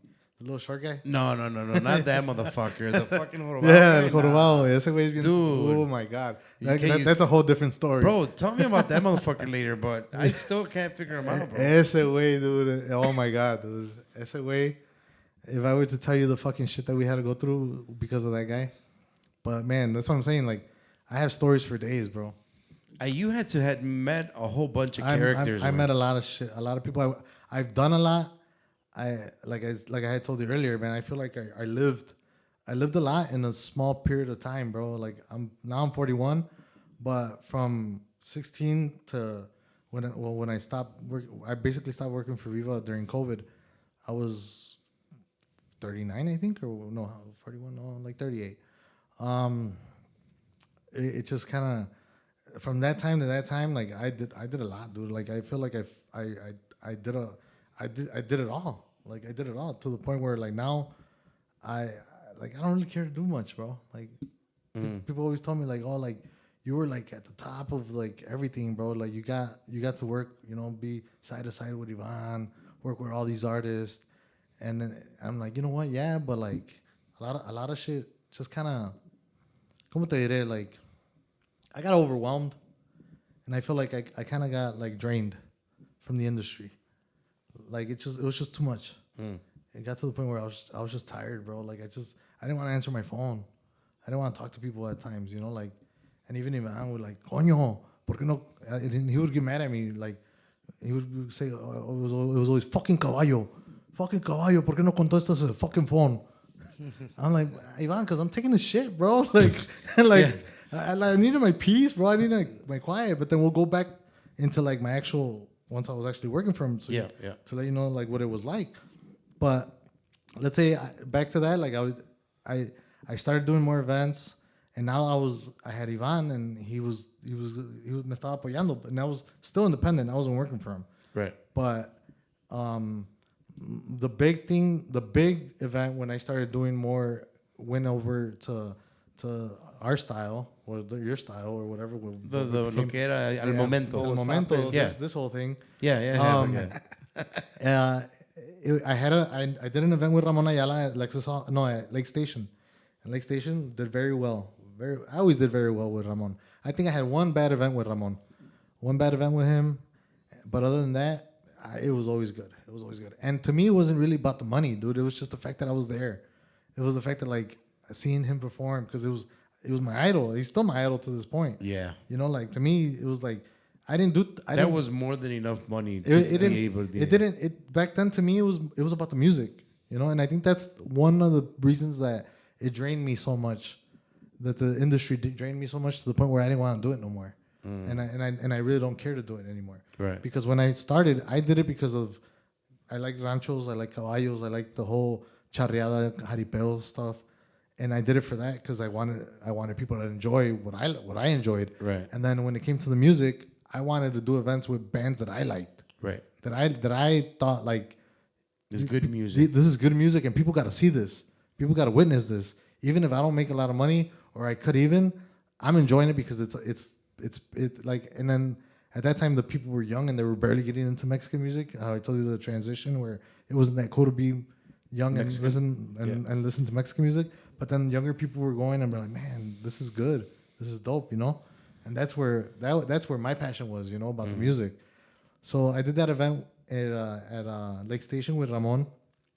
And then I got a phone call from another promoter in Indiana, Elkhart. His name was Manuel. I can't remember his last name. And he passed away, actually. Manuel, I can't remember his last name. But he called me. He's like, oyes, tengo una oportunidad con Gerardo Ortiz. And I'm thinking, like, bro, like, this was 2010. Gerardo Ortiz was fucking hot, bro. Like, he never been to Chicago. Like nobody has ever brought him. Like, there was, like, I was like, dude, like, he's like, la única cosa, there's only one Like one condition. one condition. He can't play in Chicago because he's already going with Ivan to V Live cuando eran Noches de Cartel on Wednesday nights. And I did it. And the thing is that I was like, well, fuck it, it's Indiana. Like, if you could play in Indiana, I'm pretty sure, like, I could still get a crowd. Like, at the end of the day, it's fucking Gerardo. And back then, for those that don't know, Gerardo was like Peso Pluma back then. Right. Yeah. He was the hottest shit, dude. And he still hadn't come to Chicago. And the guy's like, nomás que agárrate por el precio, güey. Like, it's gonna be like, I'm pretty sure you're not used to paying this price. I'm like, I'm used to paying bands like, you know, 3,000, 4,000. Ramon was the most I would pay. Ramon was like my highest paid, like ever. But I knew I was gonna do good with him. The guy's like, va a querer $25,000.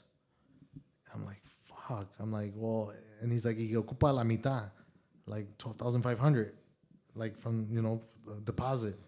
And I would never send Ramon. I got to the point where I didn't even send Ramon deposits. You were just booking the dates. Yeah, I would just book the dates, and then ya teníamos confianza. Ni me cobraba. Like, he would start the presentation. The old man would get on stage. Me and Frank would go to the office and then figure out the numbers while he's still playing. Yeah. You know? He's like, no, acá tienes que mandar la mitad antes. And I'm like, fuck it, I'll do it at Lake Station. I just had a really good show. And I could still promote it at Lake Station, you know, and everything. And I'll try to do as much as I can to bring people from Chicago, since he's not going to play in Chicago. First time he's ever going to be in the Midwest. Lake Station is literally about an hour drive. But if people are willing to drive an hour to Joliet or an hour to Aurora, like, why wouldn't they come to Lake Station, you know, for Gerardo? I committed. I sent 12,500 that I had saved from all the other events. The good thing about the place that I had the bar, me daban la barra. So I paid rent, and then I had the bar, but I had to buy all the fucking beer. Yeah, you still had to pay the liquor. I had to buy all the beer, and back then Bucanas, I had to buy like 10 cases of Bucanas, like 2 cases of Cazadores, because tequila wasn't that fucking popular back then. Yeah, I was gonna say Cazadores. Yeah, Cazadores. That was like the shit. Cazadores was the shit. That was that was the Don Julio back then. That was a Don Julio. That was our Cristalino. Back in that fucking day. So I got prepared. At the time, I had I'm like, I need some help from Chicago, bro. I'm not a Chicago promoter. I wasn't a Chicago promoter, but I know that the people out here are not gonna respond to Gerardo the way they respond to Ramon. But I want to do it. I want to cross over to that genre. Right. You know, nobody's ever brought Gerardo. I'm gonna be the first one to bring Gerardo. I'm like, I need help from promoters, but I didn't really know nobody, and I didn't have any like, no tenía amistades con los promotores de acá, you know. Yeah. At the time with you, or like, not to throw events, you know. Right. So the only one that I knew that back then was doing kind of like, they weren't doing events, but they were promoting their style or their whole thing, was Arriba la Sierra. I was gonna say, yeah. Arriba la Sierra. You know, Alex. Alex. And then I somehow messaged them through Facebook, because then now we transitioned from MySpace to Facebook, and I was like, hey man, I got a date with Gerardo Ortiz, and you guys are promoting the whole fucking the whole. They were like big pictures and all that. Yeah, pictures. So I had already booked them to do pictures at some of my events, and they were doing the whole field, the whole corridos progresivos, arriba la sierra shirts with machine guns. Oh, you're right. I That said- forgot about that They shit. said arriba la sierra on the back. They had a machine gun. They were doing like, Damn, you got good memory, bro. yeah, they were doing all that, and I'm like, man, these guys. If I get these guys to help me promote, I'll do good, bro. Everything looked good. I had the fucking, and then even the way I did the lineup, I put Calibre Norteño. Okay. So I'm like, man, that'll trick people to think it's Calibre 50 because they had the song together, Calibre 50 and Gerardo, like Culiacán contra Mazatlán. Oh, or yeah, whatever. yeah. And I'm like, I'll put Calibre Norteño and Jefes del Rancho, which were hitting pretty big back then. And I was always really good friends with Jefes because they're from that area. They're from that area. Yeah, So they're- they'll pull the young Yeah, area they're kids like, there. los Jefes back then were Sombra Musical. Oh, shit, When okay. they were okay. Duranguense. Then they empezó lo alterado, and they changed from Duranguense To Norteño. to alterado, Yeah. to los Jefes. And I was really good friends with Omar and Martin, his brother, and still to this day, they're really good friends of mine. And that's where Erickson comes along. Oh, yeah. Because Erickson is Chano's brother, and Chano Correct. plays the sax with the Jefes. Little Jefes guys. Yeah. And Chano used to play with Patrulla 81. Correct. Yeah, he was Patrulla 81 when it was Duranguense. Se acabó el Duranguense, and He joined these he guys. joined Jefes. Yep. So it was Gerardo Ortiz, Jefes de Rancho, y Calibre Norteño. Everything was looking good, dude. And I'm like, man, I was charging $40. All I need is like 500 people, bro. Con 500 people, I'll make my money back. The 12,000 that I sent him, I'll make another 12,000 con la barra ya con todo to pay him to perform, Right. and I'll be fine. And maybe I'll make Something. $2,000-$3,000, maybe. Yeah. And it was looking good, dude. Like the response for the flyer was awesome. It was the shit. Like back then, you would create the event, and then you'd be sitting there in front of the screen, clicking, Sending sending invites to everybody. everybody individually. Arriba la Sierra helped me send invites on their page. I had like 700 people claiming that they were gonna go. I'm like, I felt good, I'm like, all right, man, this is gonna be dope. We get to the event. I fucking open doors. Obviously, I didn't expect people to be right away, but estaba llegando gentecita, like, oh man, it's gonna be good. Calibre goes up to play, and then I'm like, fuck, man, I had like 50 people, and then fucking Los Jefes go up to play. Then I had like 100 people. At the end of the night, I had like 200. 200 people with Gerardo, the first time he ever came. Sheesh. But then mandaron the guys that Ángel del Villar was representing him. I didn't know him at the time. Now Right. I know him very well. But Ángel never traveled with Gerardo. Well, people that know, Ángel del Villar doesn't like to fly on airplanes. So he's been to Chicago once. And he came to Chicago. Ángel del Villar came to Chicago one time on my birthday weekend. And shit. we partied at Tunnel. And people didn't know that it was him. Like nobody really knows who Ángel. Well, maybe people now. Now more because he's more there. Yeah, social media or Instagram. But back then, like he was like a mystery guy. Like they made the song, so Ángel del Villar, but nobody knew who the fuck Ángel del Villar really was. Yeah. But I met him because of that one time. So Ángel del Villar obviously didn't come. I think he sent Luviani do you remember? Siempre anda con Gerardo. I don't know his name. I mean, I know I smoked weed with him at C Club. Luviano or Luviani. So he gets there. He's like, all right, I need the money. I'm like, what do you mean?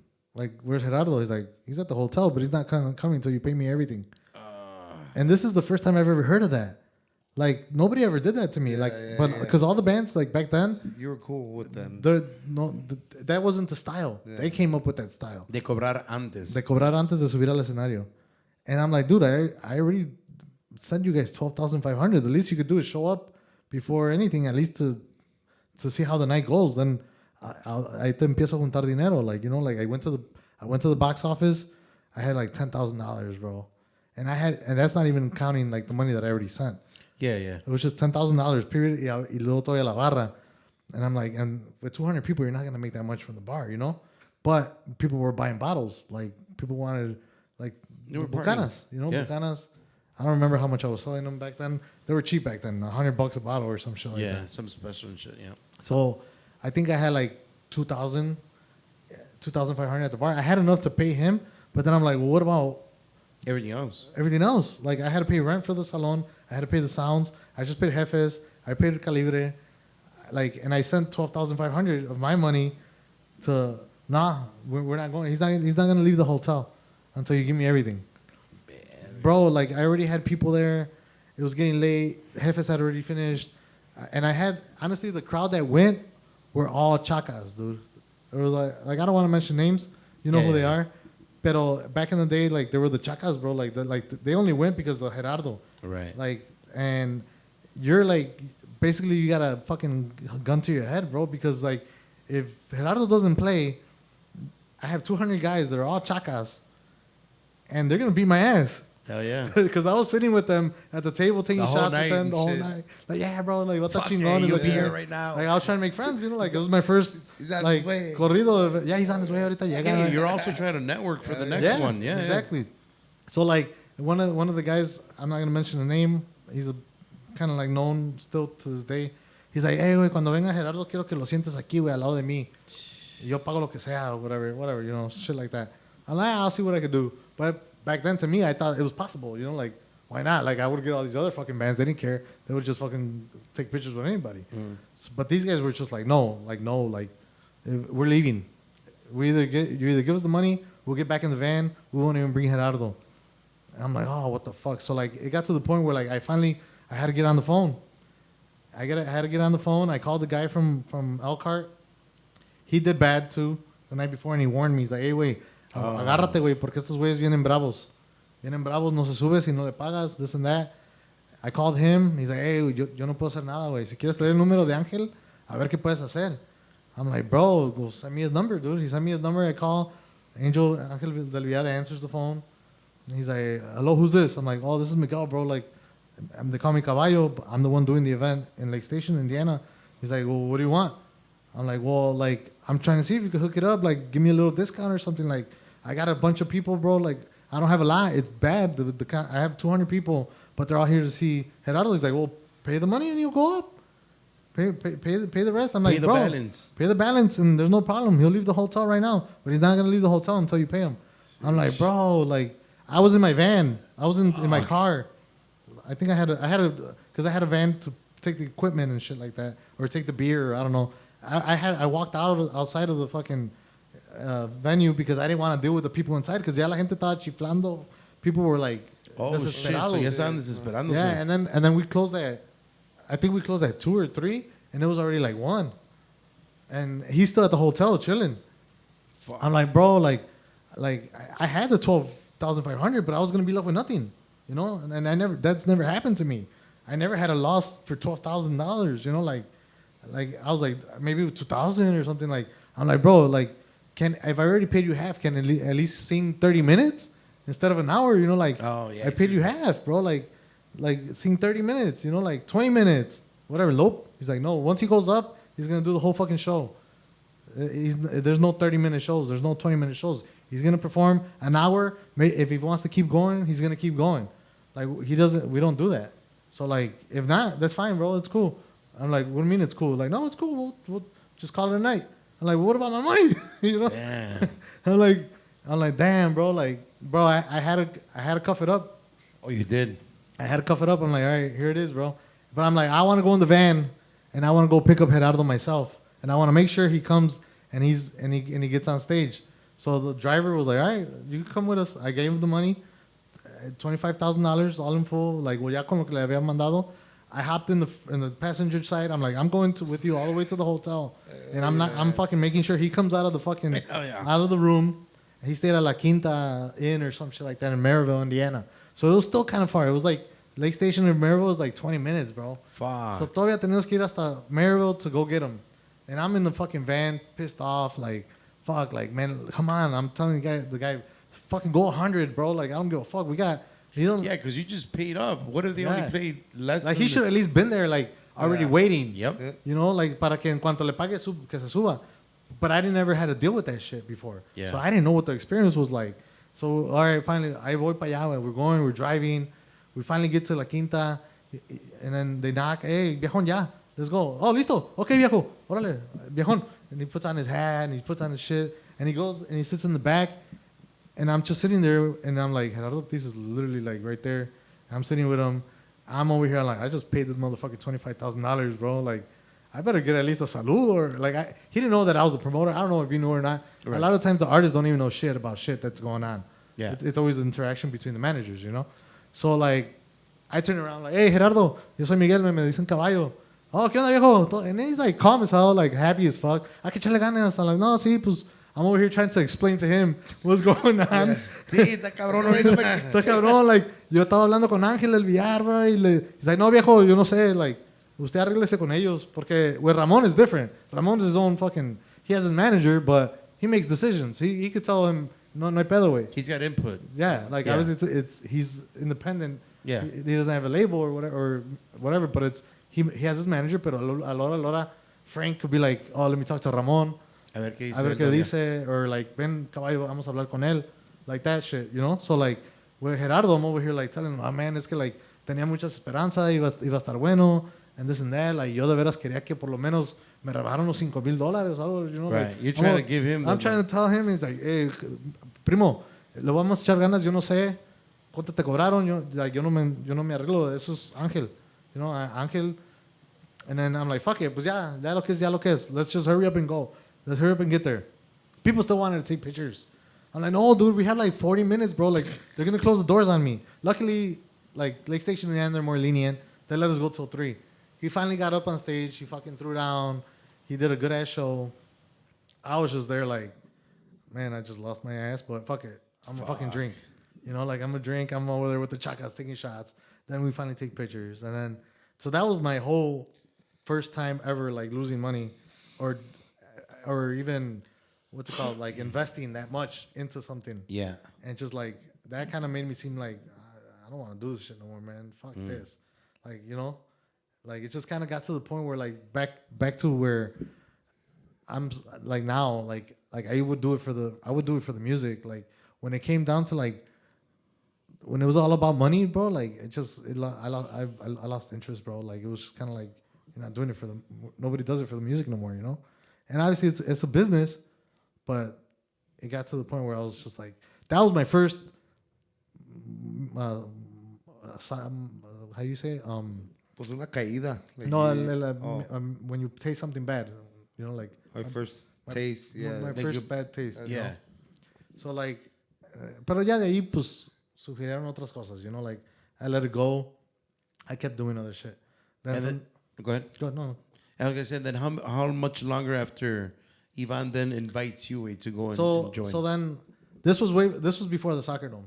So like Right. then Ivan invites me to the office. I go over there. I meet a couple of the guys there. Mike Senior was still there, and Viva was like how you and I remember you and Alex were saying that Viva was kind of like not in the mix of stuff. Like they weren't like they needed. Oh, they more were not younger too people. knowledgeable on what was going on. The we younger were people listening want. to. Yeah. And that's what I noticed that like when I went to the office, it was mostly older people working there. It was all like people that were their era was like La Quebradita Duranguense transition. Yeah. So it was all older people, even like the Even staff. older, probably. Yeah, even all the staff was like 40 and older, like for Viva. So like all the younger stuff, like Gerardo and all that, like they weren't. They needed a lift up. You Yeah. know, like they needed a fresher image. Yep. They needed a fresh pair of eyes Yeah. or ears. So- Yeah, we went in there and asked. So then I started doing other stuff with Ivan. I know I booked Noel Torres. I did Noel Torres at the Soccer Dome. We did Chuli Zaraga Banda Jerez. I did that. Then I did Pancho Barraza for the first time when Pancho Barraza was dead. Like he was like not. He had a really good prime when he first started, and then se murió. Like Pancho Barraza was hard. Like nobody knew about him. we For, just like, talked about Pancho for like Barraza for like too, 10 bro. years. Nobody knew who he was. It was so bad, bro. It was bad. Ivan would offer him to anybody. And like, nah, Nobody fuck wanted him. that. But the man is amazing. Oh, no, yeah. No, even then. Like, yeah. then the reason I looked into Pancho was because, like I said, the crowd over there was an older crowd, but then he was also banda. So I'm like, maybe if I get Pancho Barraza, I could get the young people to come out and the old people to come out at the same time in the same event. And I was able to, and I'm like, and I seen Pancho Barraza in Mexico, and his show was phenomenal. I'm like, why don't people like this guy? Like, what's wrong with this guy? Yeah. But I guess it was just bad management, bad image. I know that he has a story of like a lot of like consumption and drugs and drinking and getting out of hand with his career. Obviously, he cleaned up and he's doing fucking great, phenomenal now. But the first time I brought Pancho, bro, like I did really good with him too. Oh, really? I did really good with him too, and his show was fucking amazing, bro. I'm like, bro, like this is a fucking show. Like, yeah, no más el antes. Now he has dancers and he has all kinds of shit. Coro y cuanta madre, güey. Pero Yeah. back then it was dope because like tenía su banda y la banda turned into a mariachi. So he was like the guy I work with Jose Luis Magallanes, another guy that I met along the line because before Pancho, when I was doing Regulo and I started doing Noel Torres, I did el original de la Sierra. Oh, yeah, Jesse Morales. Jesse Morales. I brought him back because he was kind of like hitting in a while when I was back in the day, and then he kind of died out. But I'm like, me lo ofreció Jose Luis Magallanes for a pretty cheap price. But back then it was like I think eight grand or something like that. I'm like, no, well he was pretty good back then. So I did him, and then from there I'm like, bro, ocupo algo que llame la atención a los jóvenes y a la gente mayor in this area. So he's like, pues te puedo traer a Pancho Barraza. I'm like, well, let's do it. Yeah, I think so. And he came, dude, fucking killed it. And then from then on, I started working for Pancho. I took Pancho Barraza to Rancho 57. I did Pancho at like, and this was before Ivan too. Yeah. I did Pancho at a lot of places. I did like 10 shows with Pancho. Oh, wow. And I did pretty well. And then he just kind of got better. And then he got more on his game. And then he got signed to RB Music with Ricardo.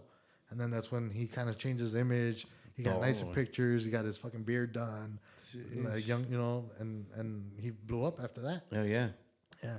But todavía con Ricardo, when he signed with RB, I still worked with him a couple of shows. Oh, you did? Yeah. So it got to the point where I was doing a lot of things, and then Mike Sr. passes away. Mm-hmm. Mike Sr. passes away. He had that accident. I think it was in his wedding. I don't know. Do you remember? Mike Jr. Oh, no. Yeah, Mike Sr. that passed away, but Mike Jr. Mike Jr. I thought you were talking about Mike Jr. Mike Jr. Jr. Yeah. No, yeah. Mike Jr.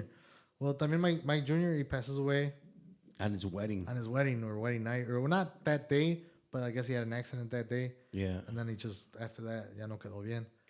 And then he was the one that was working with Ivan doing his assistant, and he passes away. And then it comes to the point where I'm doing so much shit with Ivan now, like just buying shit off of him for Indiana and all that area, that out of nowhere he just calls me. He's like, "Oye, Caballo, puedes venir a la oficina?" I'm like, "Yeah, I'll go." He's like, "Ven, vamos a platicar." I'm like, "Okay." And I go. He's like, "Aparte de eventos, ¿qué más haces?" And I'm like, "Pues tengo mi barbershop. Like that's what I do on during the week. Like that's my real job, my regular job. And then on the weekends, pues obviamente here and there I do a little event. But back then I was doing one event a month, like one or twice or like chill, Yeah. just to make whatever. But I was like, like tengo mi barbershop." He's like, "Oh, pues es que voy a ocupar ayuda. Yo aquí ya se fue Mike, pues ya ves lo que pasó con Mike. Y se murió y pues voy a ocupar ayuda. No tengo nadie que me ayude." He's like, "¿Te interesaría venir a trabajar?" I was like, pues I'm over here thinking in my head like, fuck yeah, dude, this is fucking awesome. But I didn't want to act like I was too hyped up about it, So I'm thinking like, nah, really, si quieres, pero pues no sé. And then I'm also thinking I have a fucking barbershop, like I can't just leave what I got. He's like, pues no sé, ¿cuánto quieres ganar? And I'm thinking to myself, I don't know how much the fucking people make doing this shit. Yeah. Like I make a couple grand every event that I make, but like how much? Like I'm like, pues cómo es, okay? Like no, pues vas a tener que trabajar full time.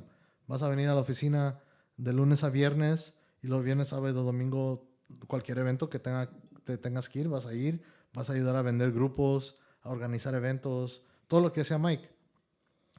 And I'm like, pues no sé, like, I'm like, but I have my shop, so like, no puedo ganar menos. Si ya no puedo hacer el shop, lo puedo dejar encargado. I could get a manager. I could keep the shop running. I mean, I charge booth rent. How hard is it for just to collect booth rent, let the guys fucking open up or whatever? I'm like, I just won't be cutting hair no more, but I need to make at least what I'm making at the shop. So he's like, pues piensa un número y me avisas. And I'm like, oh, all right. So like, I kind of like made it seem like, okay, whatever. I'm not going to push it too much. Then like, I call him later. We meet again. And then I kind of think of a number and I'm like, okay, pues tanto. He's like, okay, yo te hablo. I'm like, all right, cool.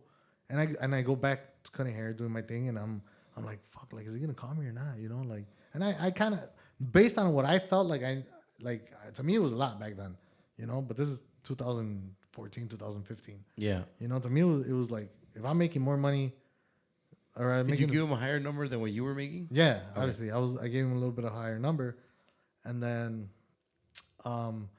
pasaron como 2 semanas, no me habló, and I'm like, fuck, I guess it's not gonna happen. Ya vale verga. Well, whatever, I'll go back to doing You're still me, you know? cutting, yeah. Whatever. Out of nowhere, like, my phone rings, like, a month later. Mira, caballo, vente pa acá, vamos a platicar. I go over there, and he fucking puts it on the table. It's like, okay, mira, si te vienes a trabajar, pues tienes que trabajar para mí, vas a trabajar para Viva. Te pueden decir Caballo, pero ya Caballo Blanco Promotions ya no existe. Ya you're Viva tu música. Que la gente te diga Caballo, pues si tú quieres que te digan Caballo, que te digan Caballo. Yeah. You know, pero ya, like, you can't be promoting Caballo Blanco music no more. Or Caballo Blanco Promotions, whatever. He's like, ya, tú eres parte de Viva, tú vas a ser mi asistente. And then he's like, te voy a pagar tanto. Y ahí, obviamente, si tienes que viajar o lo que sea, like, you get everything's paid, you know? Right. And I'm like, y todavía me puse como medio mamón, like, I'll let you know. You know? I'm like, all right, whatever. But I walked out, dude. I was like, don't tell me this is actually fucking happening, bro. Like, this is fucking crazy, dude. Like, I'm actually going to work for fucking Viva. Like, out of... You just got an offer. Huh? I got an You offer. just got an offer. Like, Fuck yeah. Like, fuck it. I'm like, and then I went back. I was, you know, at the time, my wife at the time, I'm like, hey, you know, like, if I go to this is going to be full time, you know, like I kind of asked for her opinion. My dad, at the moment, he was still alive. I told him, he's like, tú haz lo que tú pienses. Si piensas que está bien, nomás haz las cosas bien. Like, no dejes de descuidar tu negocio. Porque si no funciona y descuidas acá y al rato ni esto ni el otro. Great advice. You know? He's like, so tú piénsalo y nomás haz las cosas bien. And then I'm like, all right, fucking. And then I just, from one day to the next, I was like, all right, fuck it. I called him, I'm like, yeah, ¿cuándo quieres que vaya? And it's crazy because I think Gerardo Ortiz, I did it, and that was the crazy part too. That you guys were talking about, like, being a horrible weekend, or a horrible week was Thanksgiving week. That's the week that I did Gerardo. On Thanksgiving week. Did we do? You did something at El Rey. We did. I don't know. I know we mentioned something. Yeah. You did something at El Rey, and then that's when I did Gerardo, and I'm like, maybe because the fucking week is bad, you know. So, but then whenever I got hired with Ivan, the first big event was at the Aragon, and it was fucking Thanksgiving weekend. Oh shit! And that was my first legit, like, first event that I had to work for Ivan. And it was, I think it was Arrolladora, Commander, Regulo, and I don't remember somebody else. But it was like, I didn't know what the fuck I was doing. Like, I didn't even know how to dress. Like, I'm like, well, he wears suits. I guess I'll wear a suit. I'm over here looking for fucking suits. I'm like, I'm fucking, I'm like, and then I get there and everybody, like, looks at me because I'm the new guy, you know? And at the time, Noel's already working there. Yeah. Rodrigo. And they're all looking at me like, who the fuck is this kid, bro? What's he here for? Like, why is he here? Like, why is he wearing a suit? Yeah, why the fuck is he wearing a suit? Like, I'm like, and then I tell Ivan, like, pues, ¿qué tengo que hacer? Okay, like, no, nomás sígueme. Y yo, you know, ahí poco a poco vas aprendiendo lo que vas a hacer, or whatever, you know? Pero por lo pronto, nomás sígueme.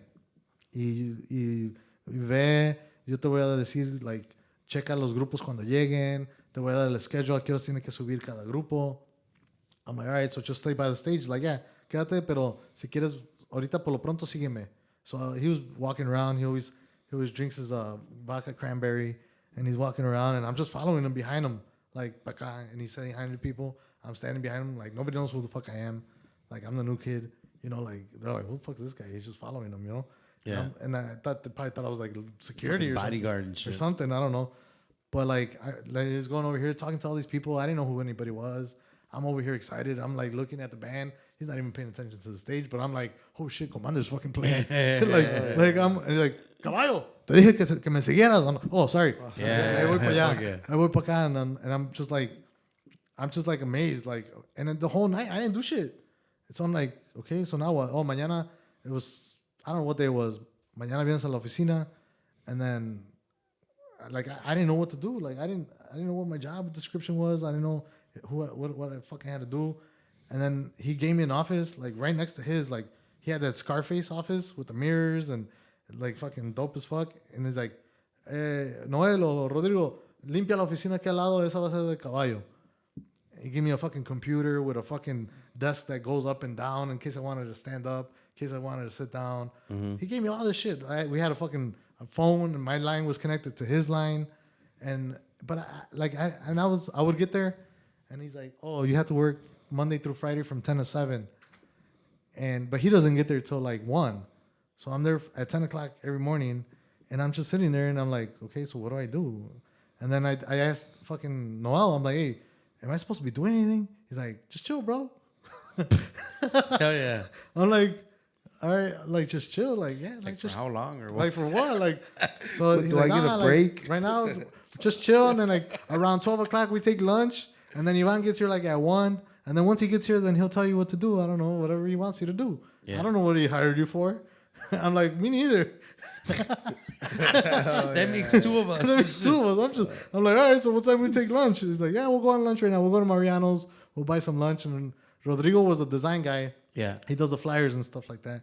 So we just started hanging out and talking and shit like that. I would hang out with the guys at the office. And for those that don't know, the office was at the Aragon. Mm-hmm. Like, Ivan owns the Aragon, and the office was at the Aragon. So I felt dope as fuck driving to the Aragon every fucking day, parking in front. I walk in that bitch like dope as fuck. Like, I got my own office at the fucking Aragon. Yeah. Then I started looking up history of the Aragon. Like, Al Capone used to chill there. That was the spot. There's a tunnel that goes from the Aragon to the Green Mill, which is another bar down the street where they used to distribute the alcohol back in the Prohibition. And I'm like, dude, I'm over here thinking, like, I got an office at the fucking Aragon, bro. Like, Of course. and I'm just sitting here doing nothing, getting paid. But the money, Chilling. Best chilling, part. you know. From 10 but then to 1. that was just fucking the first like month, bro. Then it just came down like boom. Like, I mean, obviously I knew what I was doing, so like I had experience, and I was just like, my eyes and ears were just open. I wanted to learn as much as I can. I wanted to know what he wanted me to do, or know what I needed to know about him. You know, like, what can I do I take advantage of this whole situation. Like, I'm literally working hand in hand with the king of fucking Regional Mexicano. You know, like, and just people were calling left and right, and he's like, hey, Caballo, vas a tener que tú empezar a agarrar llamadas, porque yo no puedo hablar con todos, pregúntale qué quieren, you know, like, just random shit, you know, like, hundreds of people would call, hundreds of people. Everybody, like, once you're at that level, everybody wants to work with you, bro. Everybody wants a try of something, and he would basically just push everybody to me. Because he didn't want to deal with them, you know, like, oh, like, so I would have, like, random ass people, and I'm over here thinking, like, I have a suit on and shit, like, I'm doing fucking business, you know, I'm making calls. The whole time, fucking Ivan don't give a fuck about, like, none of that shit. Like, he's just pushing them off to me because he didn't want to deal with them. So I had a fucking Vicente Fernandez imitator, straight up came dressed like Vicente Fernandez with the burns and everything. Come to the office talking about, oh, you know, yo hago imitaciones de Vicente Fernandez and a ver si me dan oportunidad a abrir shows. And Ivan just looked at him and was like, oye, Caballo, ¿por qué tiene a Vicente Fernández en tu oficina? And I'm like, no sé, like, I'm talking to him about whatever, and he wants to talk to you. He's like, dile que no. Y así nomás, like, pushing people off. Yeah. But he would push them off to me, and I was like the one that had to break them the news. Like, yeah. or pretend that I was interested, but like, nah, you know, like, a call. yo te hablo or whatever. You Yeah. know? But random shit, like random ass people, like people that didn't even do music would come, like, they want to work at Plastic Valley just selling CDs or something. Or just like vendors. And Vendors, anything, like basically everything. Like I was his assistant, so like anything, even to the point where like I already knew like every morning I had to go buy his coffee. I know how he wanted it, so I llegaba with he likes Dunkin' Donuts, and it's only one cream and one Splenda with a fucking Boston cream. So I would come in with his. Y luego como a las 4 de la tarde, otro café. He would just call me on the phone. Caballo, ¿qué estás haciendo? You already knew. Nada, like, vete por el cafecito. And then he would give me the keys to the G-Wagon. And I'm over here fucking cruising the G-Wagon going to buy coffee. You know?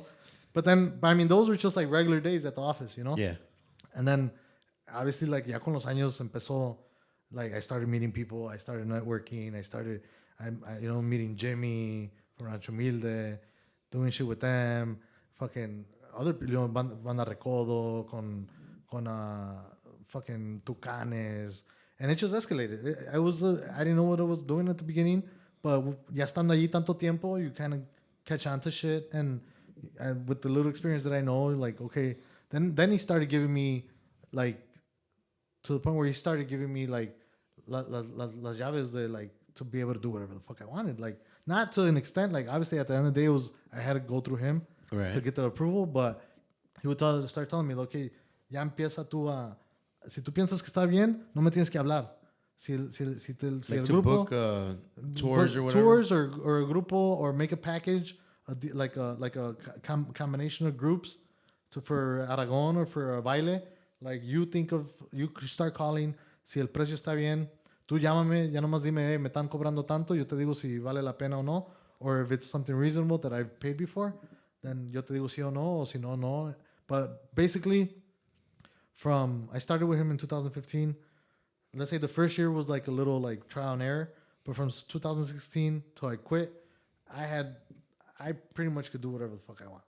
Like to the point where like there was everybody like me agarré un chingo de confianza y cariño también, like being with him every day and doing stuff with him to the point where people thought I was his son. Like el hijo de Iván. Dude, you were at a point. I mean, respectfully, you were like you were walking just like him too. Man.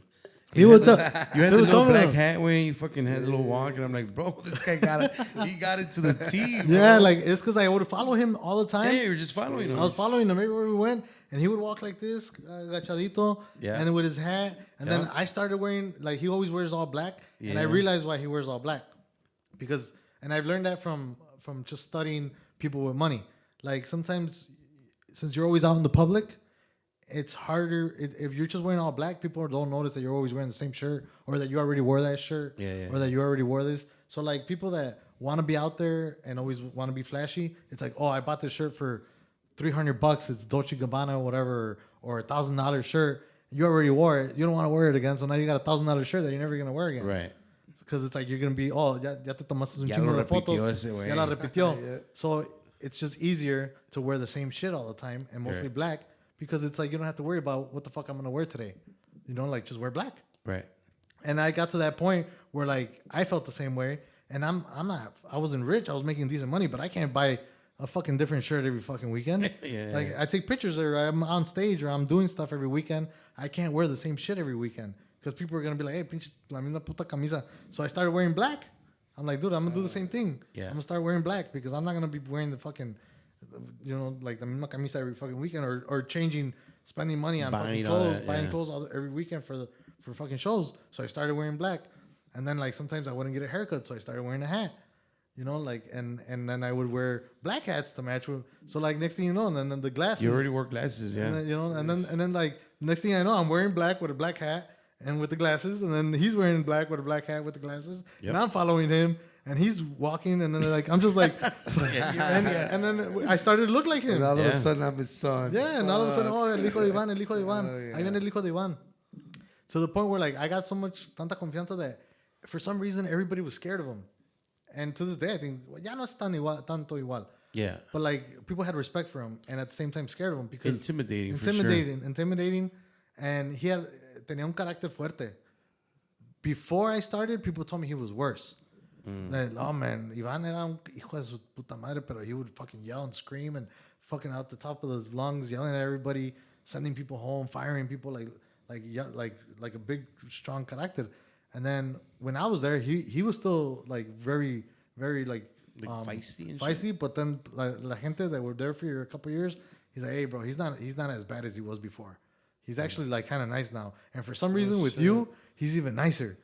Like with you, he's like nicer for some reason. And I think you're like kind of getting him in a soft spot. So you're making him like nicer than what he was like all these years. So llegaba el punto donde when everybody wanted something in the office, like go to lunch or like wanted to order pizza or wanted something, they would all tell me to tell him. Like, caballo, tú dile, güey, tú dile, Iván. Have his son do it. Like, ¿se con la pizza, no, Iván? Yeah, you tell Ivan that, you know, like if we could order pizza or we could, they're all scared. Like, you tell him, bro, like he likes you, bro, he likes you. So like, I wasn't afraid of him. Like, I'm like, hey, Iván, estos güeyes quieren pizza. Pues ordénala, ¿qué quieres que yo haga? I'm like, pues es que nomás quieren saber si está bien que nos juntemos en el conference room a comer pizza. He's like, sí, está bien.